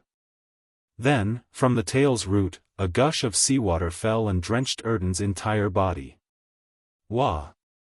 Erden, who was so scared that he didn't know how to cry, couldn't help but cry again. Ha ha ha, eat me, eat me. The huge pig-shaped wave laughed loudly and actually twisted its fat waist on Erden's head. Phew! Mao Chao suddenly woke up and let out a long sigh. Then, her legs went soft and she collapsed on the beach. She ran away and ran back. She was already exhausted. Liao Chao struggled to get up from the ground, but no matter how hard he tried, he was unable to do so. Dan was soaked by the seawater, and while he was crying, he choked on the water. While he was coughing, the pig-shaped wave rolled up in the air, and the pitiful Liao Chao and Dan fell into the wave. The wave was like a giant hand, sweeping the two of them towards the distant ship. Mao Chao was scared again. Her two black eyes turned rapidly and Erden was about to grin again. Amitabha, chastity. At this time, a gentle voice sounded again. You're being naughty again. Why don't you act like a monk? Look at how scared these children are. Master. Chastity's voice sounded as if he was wronged. Disciple wasn't being naughty. Disciple was just testing people's hearts. Didn't you see? Disciple only used a small spell and saw the selfishness of human nature. So many children, except for this little girl called Mao Chao, none of them stayed to save this child called Erden. They are so young and yet they don't have a caring heart.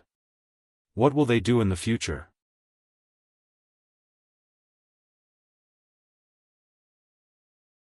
Chapter 45-61. Amitabha Buddha. The gentle voice continues, they are still children. It is already good enough that they can protect themselves in the face of danger.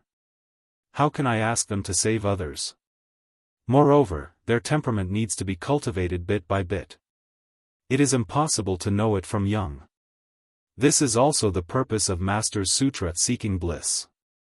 I want to use Buddhism to teach them from young. Besides, didn't this girl stay? As long as one person stays, the humanity of this world will not be annihilated. Mao Chao was originally afraid, but after hearing the voice, her heart calmed down. Although she did not understand the meaning of the words, she knew the Amitabha Buddha. Just as she was feeling relieved, her eyes lit up again. The sea waves disappeared and she was actually standing on a huge ship. Before she could see everything on the ship clearly, a strange face of a fire ape flashed in front of her. Ah! Mao Chao could not help but be afraid. She took 2 steps back and almost fell. At this moment, she felt something warm on her back. Mao Chao turned around to look. Ah! She screamed again. A pig ear that looked bigger than her was slightly swaying behind her back. Amitabha Buddha.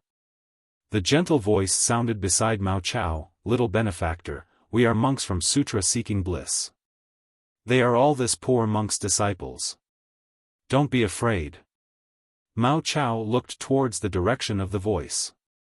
A monk wearing a kasaya, wearing a pillow crown and holding a 9-ring monk staff was standing on the deck of the ship with a smile on his face. Wasn't this monk Chuanzang? Chuanzang did not neglect Mao Chao just because she was a little girl. He still held up one of his palms and saluted. Mao Chao's heart calmed down, but she was also a little panicked. She opened her mouth and stuttered, greetings great. Great master, Wah. Dan, who is beside Mao Chao, cries again, mother, mother, Amitabha. Chuanzang smiled and said, "Young benefactor, don't worry. Your clothes are already wet. Let my disciple dry your clothes first. The sea breeze here is very strong. Maybe you will get sick, master." On the other side of the deck, a white dragon horse walked over, scaring Mao Chao, because the white dragon horse spoke human language. Moreover, it was the language of hidden immortal continent. You don't know this, these children grew up by the sea since they were young, they are not afraid of the sea breeze. Don't look at how cold the weather is now, letting them swim 2 laps in the sea will not be a problem. Humph. Jinjia's lazy voice sounded again. Do you think they're dragons like you? He even swam 2 laps in the sea.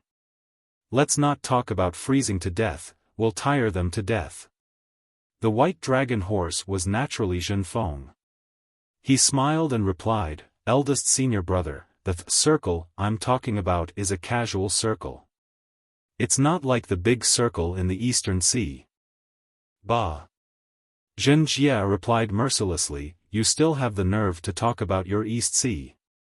You, the 10th prince of the East Sea Dragon Palace, have no face at all.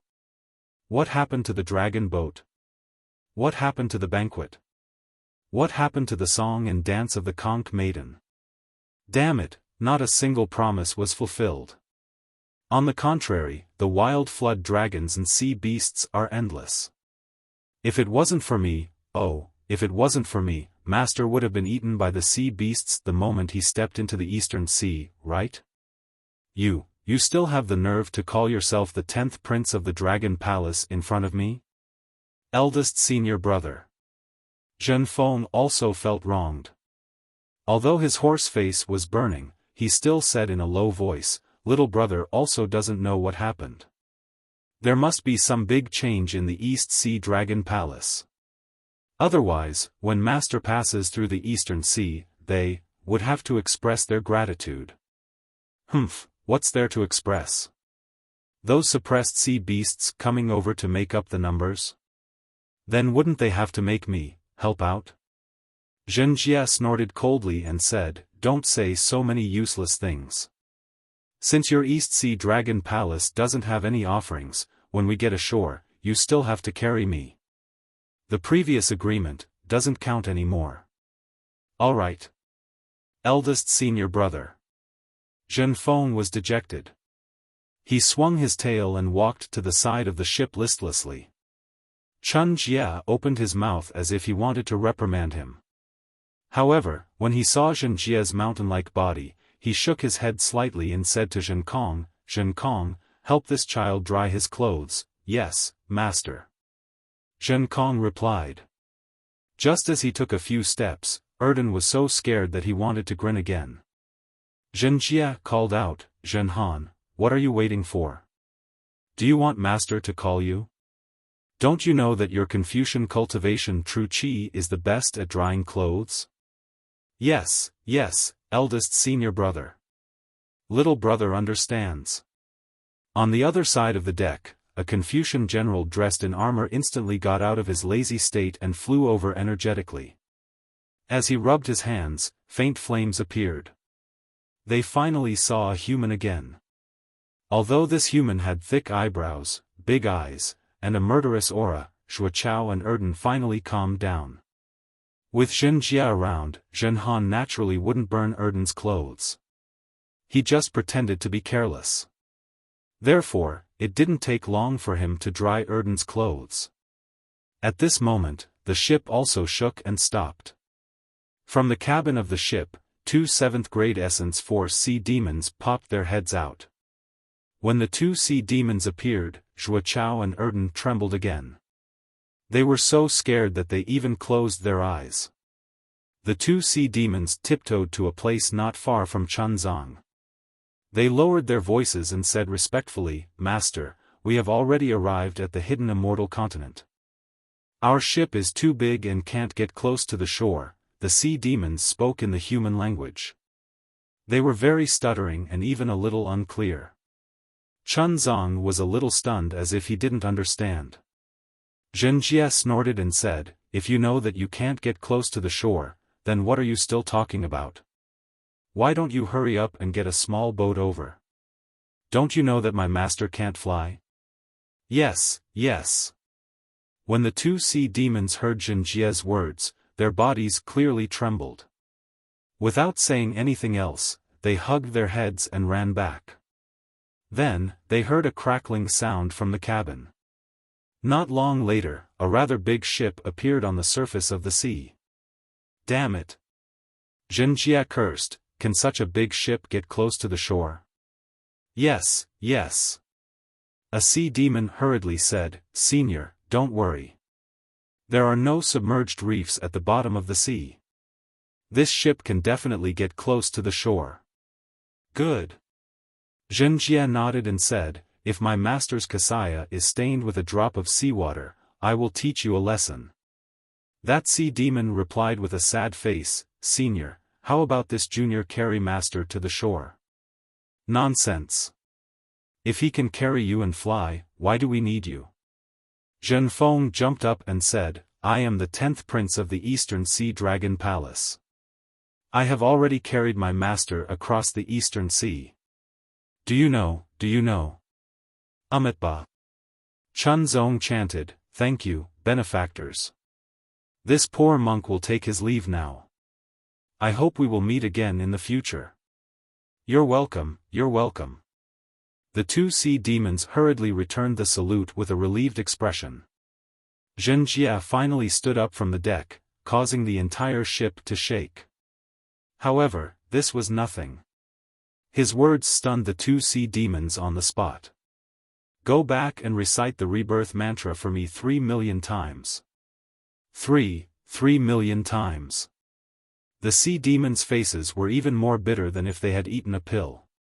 Zhenjie glanced at the two sea demons and said coldly, what's wrong? Don't you miss the rebirth mantra? How many living beings have you killed? Can you transcend all of them by reciting it 3 million times? If you don't miss it, I will recite the rebirth mantra twice now. Yes, Senior. We will definitely recite it, definitely. The two sea demons turned pale with fright and immediately replied. Recite it now. Zhenjie stood up from the ship and watched as Zhenkong carefully helped Chuanzang onto the small boat, berating him sternly. Namo Amitba yi toda gado yi toda yi Amitba pa di yi Amitba pa di Amitba pa di yi Amitba pa di yi Amitba pa di yi Amitba pa di yi Amitba pa di yi Amitba pa di yi Amitba pa di yi Amitba pa di yi Amitba ah. Why is the rebirth mantra so short? A moment later, Zhenjie stopped in the air and glared at the two sea demons. You dare to fool me? Senior. The two sea demons' faces changed drastically, and they hurriedly said, we don't dare. Eldest senior brother. Zhenhan, who was dancing the sutra with her staff, hurriedly whispered, the mantra of rebirth is so short. Zhenjie was stunned and looked a little embarrassed. Then, he snorted and said, forget it, you're lucky. If I had known earlier, I would have let you all chant. At this point, Zhenjie tactfully shut up and walked towards the hidden immortal continent with large strides. Although Zhenjie was sincerely worshipping Buddha and was also very respectful towards Chuanzang, he was also extremely lazy. Not to mention chanting the Buddhist sutra, he couldn't even remember the name of the Buddhist sutra. The two sea demons didn't dare to say anything. Seeing Zhenjie leave, the two sea demons hurriedly flew back to the ship and carefully stood on the deck. After Chuanzang sat on the small boat and reached the beach, the two sea demons jumped into the sea and escaped towards the depths of the East Sea. Chuanzang got down from the small boat and Zhenkong carefully supported him. Chuanzang walked past the beach and turned his head to look at the vast sea and the footprints he left on the beach. He couldn't help but sigh, Amitba, this poor monk has finally stepped onto the land of the hidden immortal continent again. My Buddha is merciful. This time, it is completely different. Last time, this poor monk only had the heart of Buddha. The heart is willing but the strength is insufficient. Now, this poor monk has 3 scrolls of Mahayana Buddhist Sutra. The Buddha's mantra is not only to enlighten the common people, it is also to let the hidden immortal continent bathe in the glory of Buddha. Although this journey was difficult, this poor monk has finally walked more than half of it. The so-called merit and virtue is nothing. The only real thing is these footprints. These footprints can once again step into the longevity town. I hope they can also step into the hearts of the people.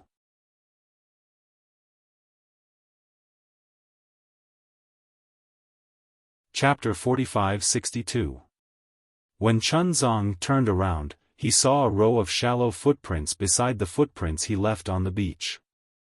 It was Zhenkong. Of Chunzang's 4 disciples, Zhenjie, Zhenfeng, and Zhenhan were all riding the wind. Only Zhenkong was supporting Chunzong as they walked along the beach. Dang dang dang. At this moment, the sound of a gong came from the fishing village in the distance. Clamorous shouts could be heard, "Help, the sea monsters are eating people." Amidst the noise, a group of strong fishermen rushed out of the fishing village with harpoons, spears, scimitars, and other weapons in their hands. They rushed toward the beach while shouting, "Amitba!" Chunzong retracted his gaze from the sea and looked at Zhenjie, who was standing in the air. "Zhenjie, this is all your fault. Why aren't you apologizing to the fishermen?" "Yes, master." Zhenjie nodded. He raised his hand and punched Zhenfeng, who was carrying Ji Chao and Dan on his butt. He scolded, "Go, apologize to the fishermen." "Why is it me again? What does this have to do with me?" Zhenfeng felt wronged and shouted. Just as he was about to give up, a gust of wind suddenly blew from the East Sea. The sky that was covered in the sunset glow now had layers of black and white ribbons. These colors seemed to be caused by the gust of wind, but also seemed to be caused by the folding of the void. At the same time, where the sea met the sky, a layer of pitch-black demonic clouds quickly spread along the surface of the sea. Within the demonic clouds, the silhouette of a huge shell could be seen. In front of the demonic clouds, there was a faint golden shadow. This shadow was like a huge eagle. With a flap of its wings, it flew hundreds of miles. This shadow carried a terrifying aura as it crossed the surface of the sea. Wherever the shadow passed, it created waves that were dozens of feet tall. It looked like it was faster than lightning as it pounced toward Chunzong. "Protect master." Zhenkong was originally supporting Chunzong. At this moment, he roared and reached out his hand to grab the magic wand. Then, he rushed into the sky. He faced the terrifying aura head-on. "Okay." Zhenhan didn't dare to delay. She replied and threw the scripture on the ground. She waved her staff and flew to Chunzang's side. She looked like a loyal and righteous person. "Damn it." Zhenfeng cursed when he saw Zhenghan snatching the opportunity to perform before him. He hurriedly landed on the ground and tossed 2 balls and 2 grass to the ground. He didn't care whether the 2 children were injured or not as he hurriedly shouted, "Master, don't be afraid. Your disciple is here," but Lama Zhenfeng rushed over like the wind, also blocking Chunjiu behind him. Fortunately, Liao Chao and Dan were originally children who grew up on the beach. Although Lama Zhenfeng threw it savagely, there weren't any sharp rocks on the beach. The 2 children rolled on the beach and immediately got up. Looking at the violent winds and huge waves in the distance, as well as the dark clouds in the sky, they didn't hesitate to rush towards the small fishing village. Outside the small fishing village, the fishermen who had already come out with all kinds of weapons saw the white waves on the sea and the dark clouds in the sky. Although the terrifying aura wasn't directed at them, it was enough to make them tremble with fear. Now that they saw Ji Chao and Dan rushing back, who would dare to be arrogant outside? After receiving Ji Chao and Dan, they all turned around and ran back to the fishing village. They tightly closed their doors and didn't even have the courage to peek outside. Zhenjie saw the faces of Zhenfeng and the others. Zhenjie revealed a cold smile. However, when the terrifying aura approached, Zhen Jie's expression turned cold. He shouted inwardly, "Not good." Zhen Jie hurriedly took out the 9-tooth rake and his body glowed brightly. His body expanded and he shouted, "Damn fire ape, this is a demonic beast with an 8th grade essence force. How can you be a match for him? Quickly come back." Zhen Jie's attitude towards Zhenkong was different. He knew very well that Zhenkong had disregarded his opponent's strength and charged forward without any regard for his own safety. This was Zhenkong's true intention and not some pretense. Thus, his words were filled with great concern. Unfortunately, Zhen Jie's reminder was too late. Before he finished speaking, a golden-winged rock appeared. Wasn't it Peng Jun? A golden light flashed in Peng Jun's eyes. He glanced at Zhenkong and stretched out a sharp claw. Ka! It swept through the sky and tore the void apart. The sharp claw instantly grabbed Zhenkong's head. Under the sharp claws, the space within several kilometers was sealed. Let alone Zhenkong, who was flying, even the surface of the sea beneath him froze in an instant. Roar! Zhenkong faced Peng Jun, who was many times stronger than him. His eyes turned red as he roared towards the sky. The blood vessels on his arms flared as he tried to wave his magic wand. Unfortunately, under Peng Jun's sharp claw, Zhenkong was like a child. Peng! The sharp claw grabbed Zhenkong's magic wand. At the same time, the magic wand was sent flying. Zhenkong's body also fell into the sea like a rock. Damn it! Zhenfeng saw this from afar and his body trembled. Even his horse's legs went soft. He shouted in shock, "How can there be a demonic beast with 8th grade origin energy? Is Mahavairakana crazy? I have to hurry and inform the Immortal Palace." Zhenhan's heart was also pounding. He moved to block Chun Zhang's body and said, "Oh, no, I have to hurry to the Immortal Palace to get reinforcements." Chun Zhang, on the other hand, didn't panic at all. He chanted Buddha's name and calmly looked at the sea and sky. Roar! Seeing Zhenkong being knocked into the sea, Zhen Jie was furious. With a roar, it rushed into the sky and turned into a huge light shadow. This light shadow suddenly elongated and distorted. In an instant, it landed in front of Peng Jun. Without waiting for the light shadow to solidify, woo! The wind whistled again. The 9-toothed rake was surrounded by clouds and it pounced towards Peng Jun like a 9-headed dragon. Rumble! Just as the 9-toothed rake descended, the black and white stripes in the sky suddenly condensed. Amidst the rumbling of thunder, Demon King Ni Quan's figure appeared. When Ni Quan saw such a wild chastity ring, a strange expression appeared in his eyes. As he waved his tail, layers of spatial ripples appeared in an attempt to block the 9-toothed rake. Bang, bang, bang, bang. A series of explosions sounded. Wherever the 9-toothed rake passed, it was invincible. All the spatial ripples were destroyed. Just when Ni Quan was about to wave his tail again, Zhen Jie raised its hoof. Wang! It was as if the world was being trampled by this hoof. The light shadows in the surrounding 10 li fell into this hoof. Zhen Jie's hoof suddenly disappeared into the void. Soon after, Peng Jun's eagle cry resounded amidst the rumbling sounds. Finally, with a loud boom, Peng Jun's body flipped a few times in the air. He hurriedly flapped his wings and stabilized his body. How can this pig be so powerful? Peng Jun couldn't help but exclaim in his heart, no wonder Taoist Xiao told us to be careful. Ouch, not good. Peng Jun was surprised. Waves appeared in the void again. The 9-toothed rake shot out from the void like a meteor and ruthlessly smashed towards Peng Jun's back. Peng Jun didn't doubt that if this 9-toothed rake fell, 9 bloody holes would appear on his body. He would also lose half his life. Fortunately, Peng Jun didn't need to raise his head and spit out lightning. At this moment, Bai Qing had already arrived. The pitch-black demonic cloud scattered across the sky. The huge shell blocked the nine-tooth rake. With a loud bang, the multicolored light shone for thousands of feet.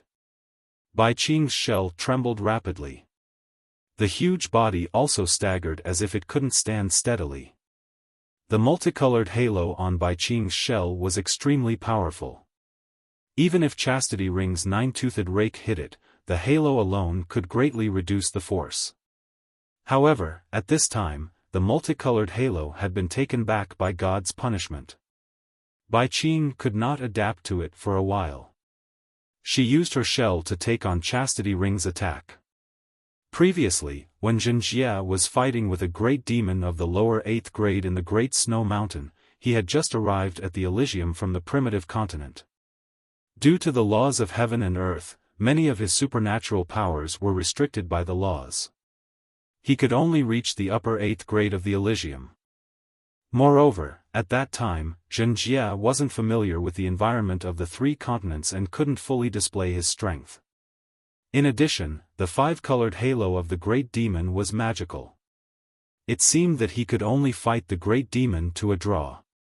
But now, not only was Jinjia used to the power of the stars and moon in the 3 continents, he also used some secret techniques to avoid the power of the laws and recovered some of his supernatural powers. His strength had already surpassed the peak of the 8th grade of the Elysium and was not far from the edge of the 9th grade of the Elysium again. How could Bai Qing, who had lost her 5-colored halo, resist the nine-toothed rake so easily? Under this attack, although the shell wasn't penetrated, Bai Qing was also injured. As the huge shell swayed, a shadow immediately appeared and hurriedly escaped from the battle. "Where do you think you're going?" Jinjia took advantage of the situation and roared. Once again, he stretched out his trotter and stomped towards Bai Qing. Boom, boom, boom. At this moment, Ni Quan made his move. Ripples appeared on his horn and a series of spatial collapses closed in on Jinjia. Roar. Jinjia was slightly shocked. He opened his mouth and spat out a pillar of light. It was like a fountain that hit the spatial collapses and instantly pierced through them. Damn it! Seeing Bai Qing take advantage of the situation to escape, Ni Quan flapped his wings and pounced over. On the other side, Peng Jun also flapped his wings and attacked with his sharp claws. Jinjia cursed under his breath, "Where did these 3 great demons come from? Their strength is at the 8th grade of the Elysium. I have enough confidence to fight against 2 of them, but it will be difficult to deal with 3 of them. You demons!" Jinjia waved his nine-toothed rake in the air and shouted, "Where are you demons from? I'm a monk from the Sutra of Nirvana. What grudges do I have with you? Why are you chasing after me? I'm in a good mood today. If it's a misunderstanding, get the hell out of here and I'll let bygones be bygones. Otherwise, don't blame me for killing all of you with my rake."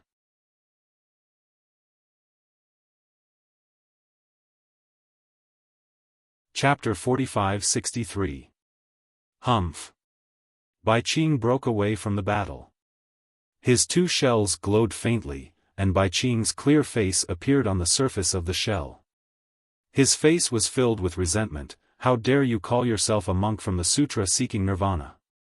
How can there be a monk who calls himself an old man in this world? That's my freedom. It has nothing to do with you."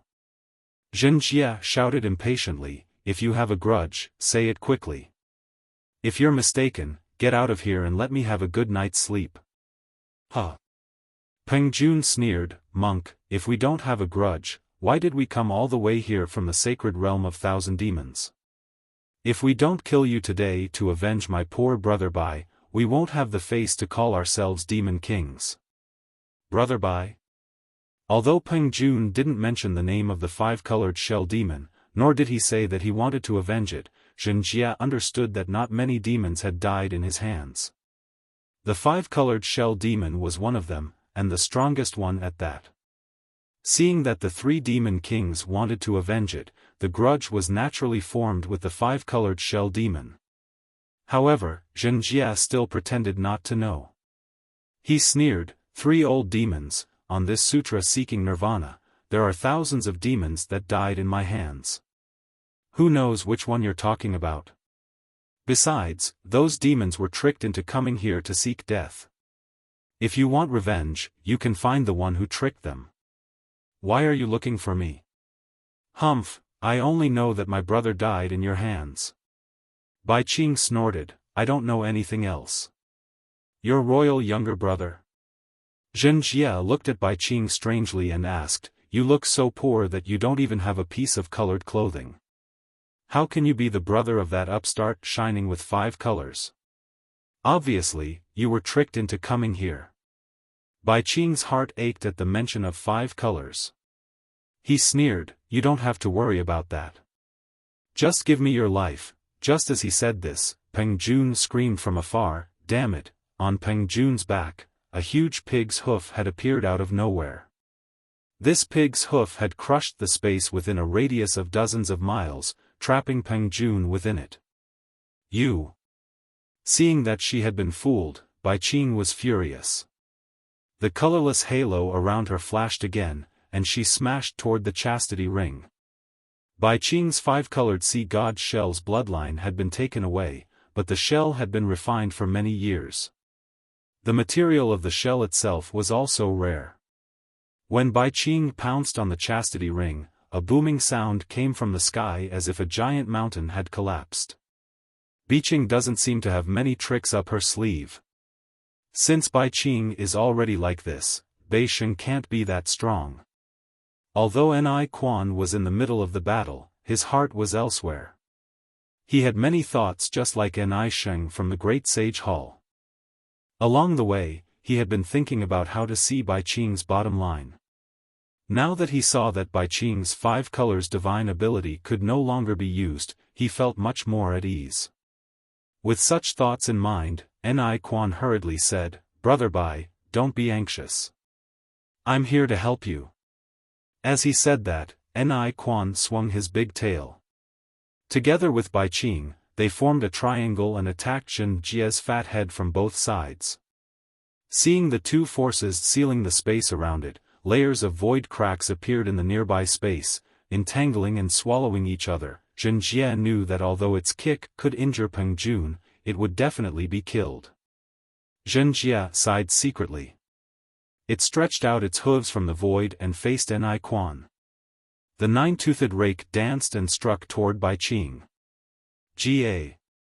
Peng Jun escaped from the desperate situation. Without hesitation, he let out a long cry and pounced toward Zhen Jie again, seeing that the 3 demon kings wanted to take revenge for the 5-colored sea god Shell clan. Zhen Jie had no choice but to pull itself together and use all its tricks to fight against them. The wind blew and the clouds shook on the shore of the East Sea, and the waves surged to the sky. The 4 demon clans fought from the sky to the sea, and from the sea to the sky. Even though the moon was bright and the stars were sparse, their battle cries still shook the sky.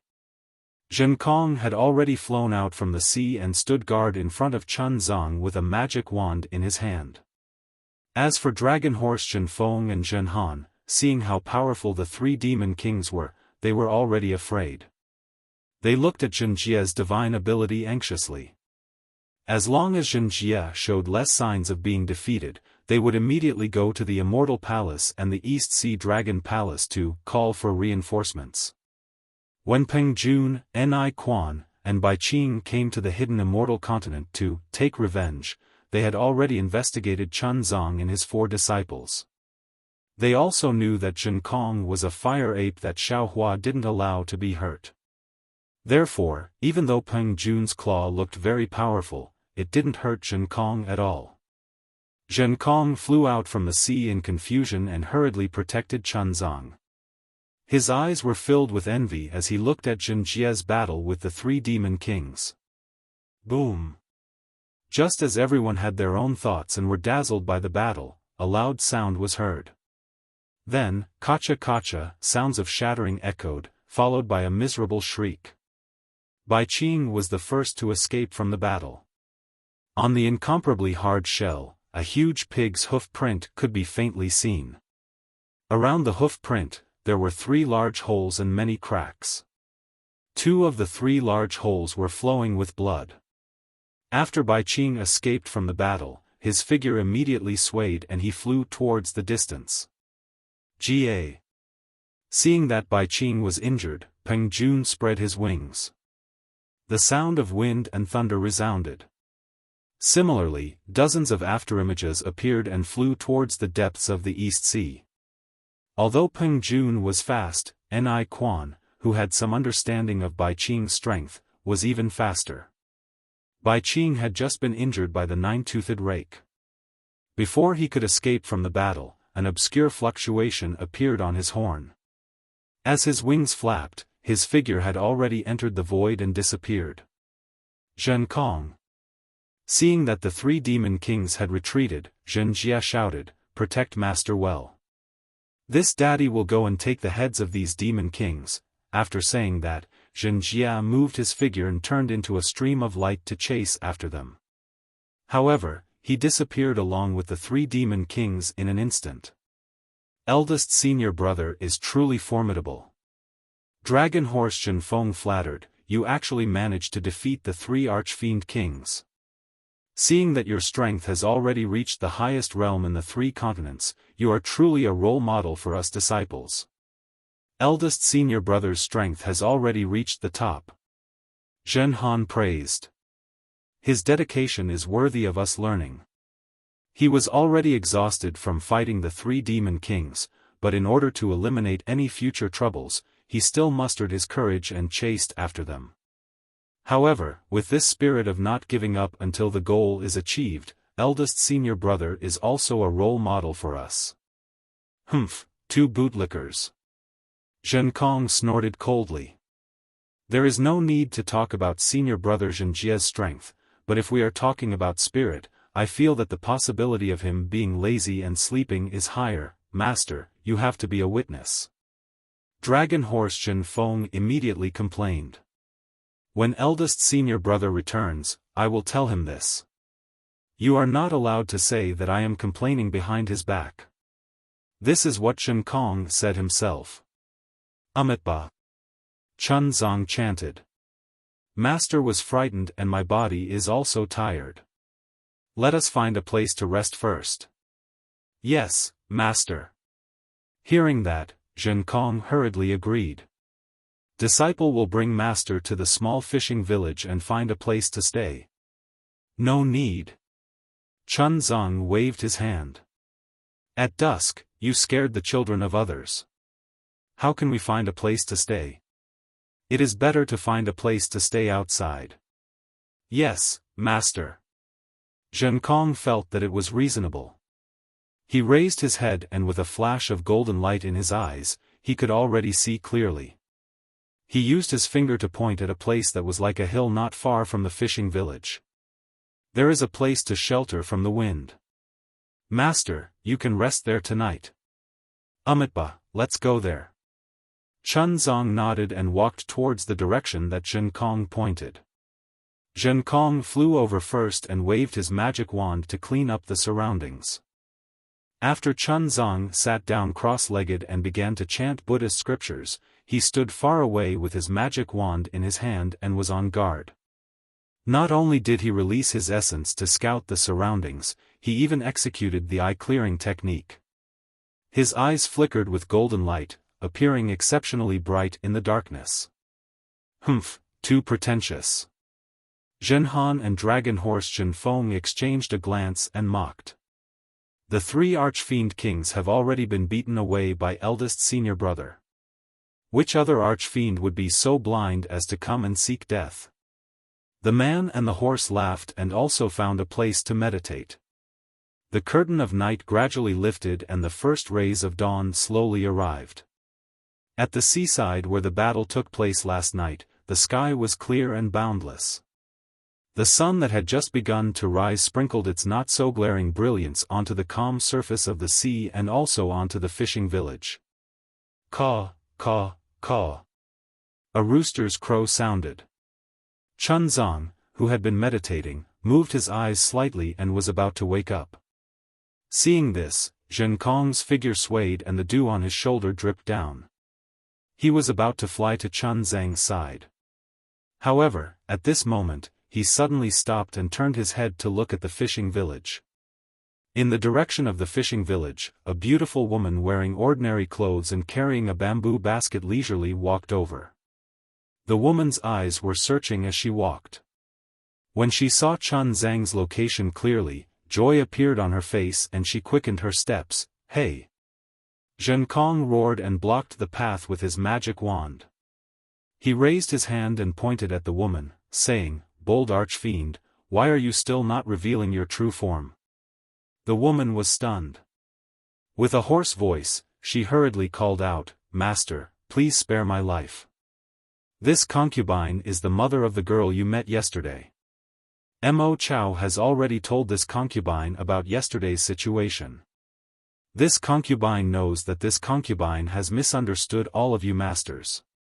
Thus, this concubine was afraid that this concubine would be hungry, so this concubine made some biscuits early in the morning to appease your hunger." Bullshit. Zhen Kong raised his magic wand and a cold wind swept up. He aimed it at the woman's forehead and shouted, "If you are Mo Chao's mother, how did you know that my master is a mortal and needs to eat?"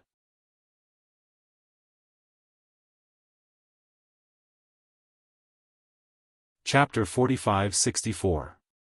Master. That woman says pitifully, "This concubine really does not know if you masters need to eat. However, this concubine thinks that since you are a human, you should eat. Last night on the sea was truly dangerous. Tuakeo's father did not allow this concubine to come out. This concubine thought about it, and felt that if this concubine did not express her apology. Tisk. Zhen Kong is truly furious. That magic wand of his falls a few more times but in the end, it does not fall. He holds back his killing intent and shouts, "This daddy has already seen your true form. Stop pretending. If not for the fact that you know that my master is easily swayed, how would you dare to come over? If you still do not leave." Disciple. Chuanzang has already woken up. Looking over, he says unhappily, "What is going on? Does this female benefactor have something to say? Damned Zhen Han." Zhen Kong says angrily, "Why are you still not hurrying to protect master?" Achoo. Zhen Han sneezes on a pile of firewood that looks like a dried tree trunk. She flips over and says, "Second senior brother, aren't you being too careful? Now that you have the reputation of eldest senior brother, which little demon would come looking for trouble?" After getting up, Chuanzang tidies up his kasaya. Beside him, Lama Zhenfeng has already come over and says with a smile, "Master, this is Tuakeo's mother. She said that she is here to deliver the pancakes to master to express her misunderstanding of us yesterday, Amitba." Chuanzang reveals a smile. Putting his palms together, he walks over to where Zhen Kong is blocking that woman and says, "Female benefactor is too polite. We are all monks and do not eat meat. Please take this pancake back." As long as female benefactor is willing, this poor monk is already very grateful. "Don't worry, master." That woman says with a smile, "Tuakeo has already said that master looks like a monk. This concubine did not use any meat oil when making the pancakes." Master. Zhen Kong is anxious. His figure flashes back slightly as he calls out, "Don't come over. This is a demon." Why is it a demon again?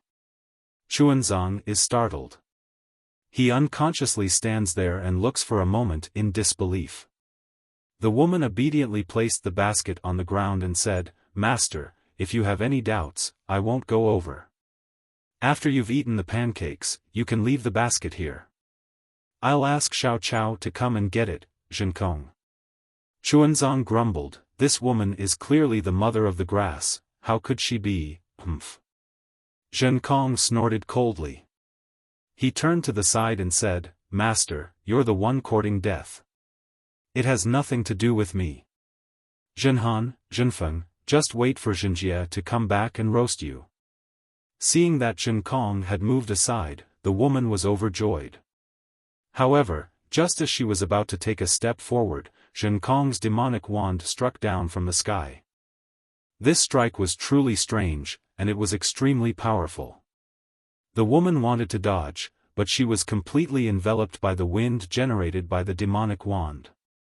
There was no way for her to dodge. Pa! With a muffled sound, the woman's head and upper body were shattered. She died on the spot without even a scream. Xuanzang was startled. He looked at Zhen Kong in disbelief. Then, he looked at the woman who was smashed into meat paste. In an instant, an indescribable anger arose in his heart.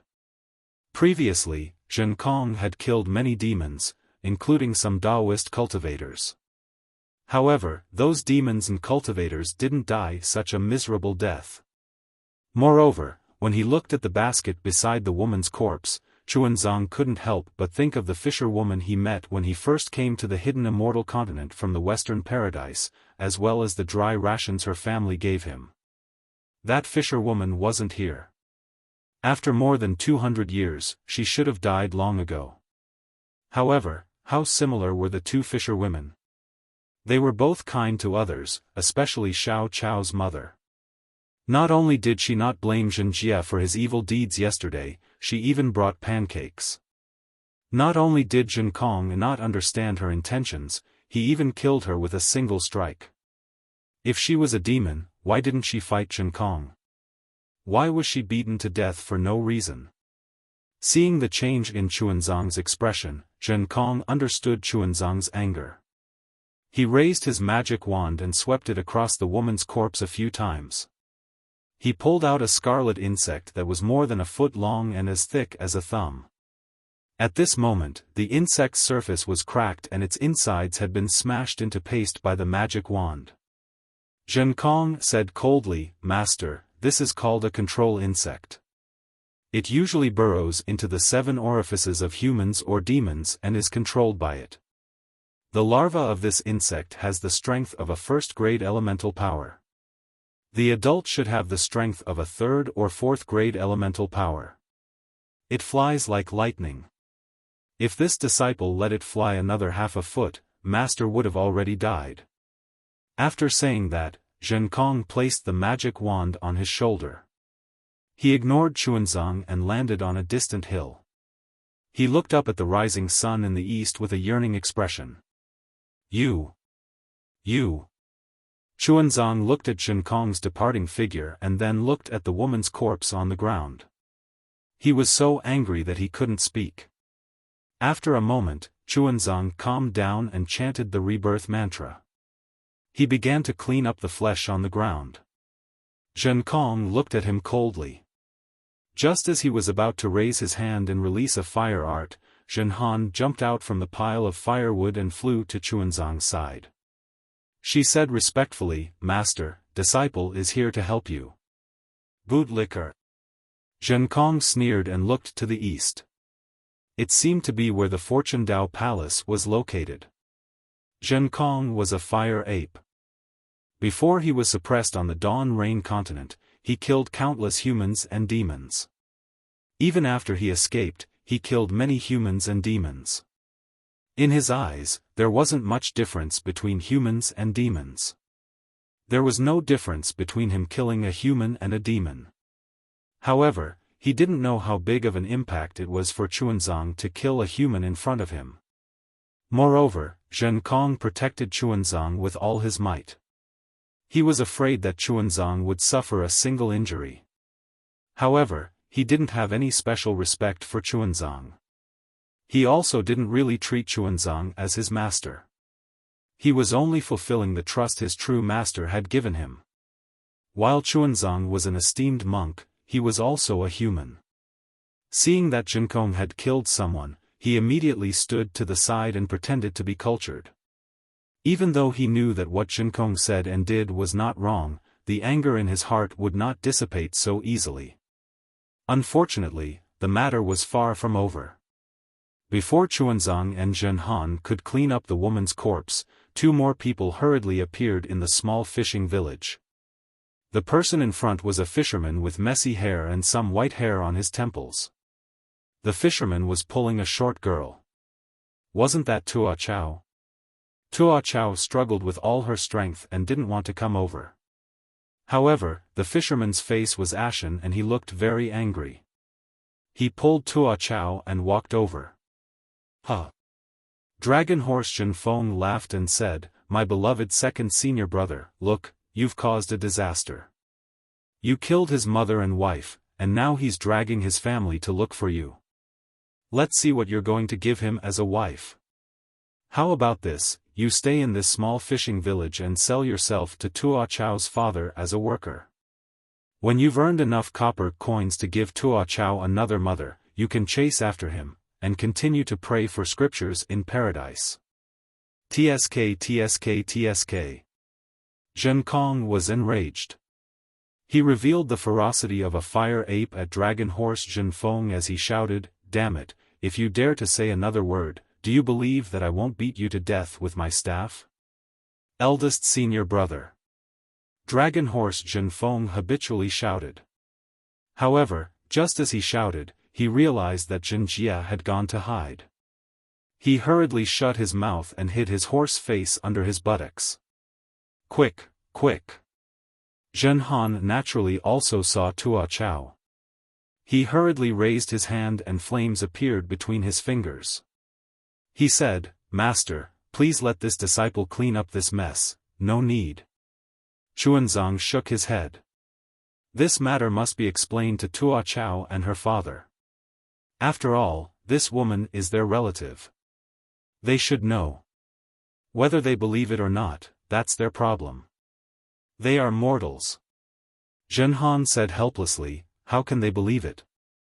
"Amitabha, your master is also a mortal." Xuanzang chanted Buddha's name. Whether they want to beat or scold, it's up to them. "Master." The fisherman approached and saluted from afar. "My wife just disappeared. I heard from my daughter that she was baking pancakes early in the morning. I didn't see her, I didn't see her." Zhen Han waved his hand impatiently. "What does your wife baking pancakes have to do with us?" Isn't this my family's bamboo basket?" The man originally wanted to explain with a smile. However, he inadvertently glanced around and immediately saw the bamboo basket by the side of the road. When he looked to the side, he saw clothes that were not completely buried. "Mother." Tua Chao struggled to hide behind her father. However, when she saw the familiar clothes by the side of the road, how could she endure it? She immediately pulled her hand out of her father's hand and rushed to the side of the road. As she ran, tears from the corner of her eyes flowed down her cheeks and fell into the air. "Sigh, Amitabha." Xuanzang sighed and walked a few steps forward. He clasped his hands together and said, "Young benefactor, master, be careful." Zhen Han, who was at the side, was also moved. She hurriedly stood in front of Xuanzang and reminded him. "Mother." Tua Chao ran too hastily and fell to the ground. Although there was a lot of sand around the fishing village, Tua Chao's knees and elbows were still scratched and blood flowed out. "Get out of the way." Xuanzang was anxious. He pushed Zhen Han and went around to help Tua Chao up. Zhen Han hesitated and turned to look at Zhen Kong. Zhen Kong was not paying attention to them at all. He was only squinting his eyes and looking at the sun. Zhen Han understood that although Zhen Kong was angry, she would definitely not stay out of the matter and let Xuanzang die. Zhen Kong must have seen that Tua Chao and her father were not controlled by the control bug. Therefore, Zhen Han only took a few steps forward and was on guard. She did not stop Xuanzang. You're tuning into the Xiaofan's Wuxia Tales YouTube channel. Don't forget to subscribe and join us on this journey to catch the most captivating stories.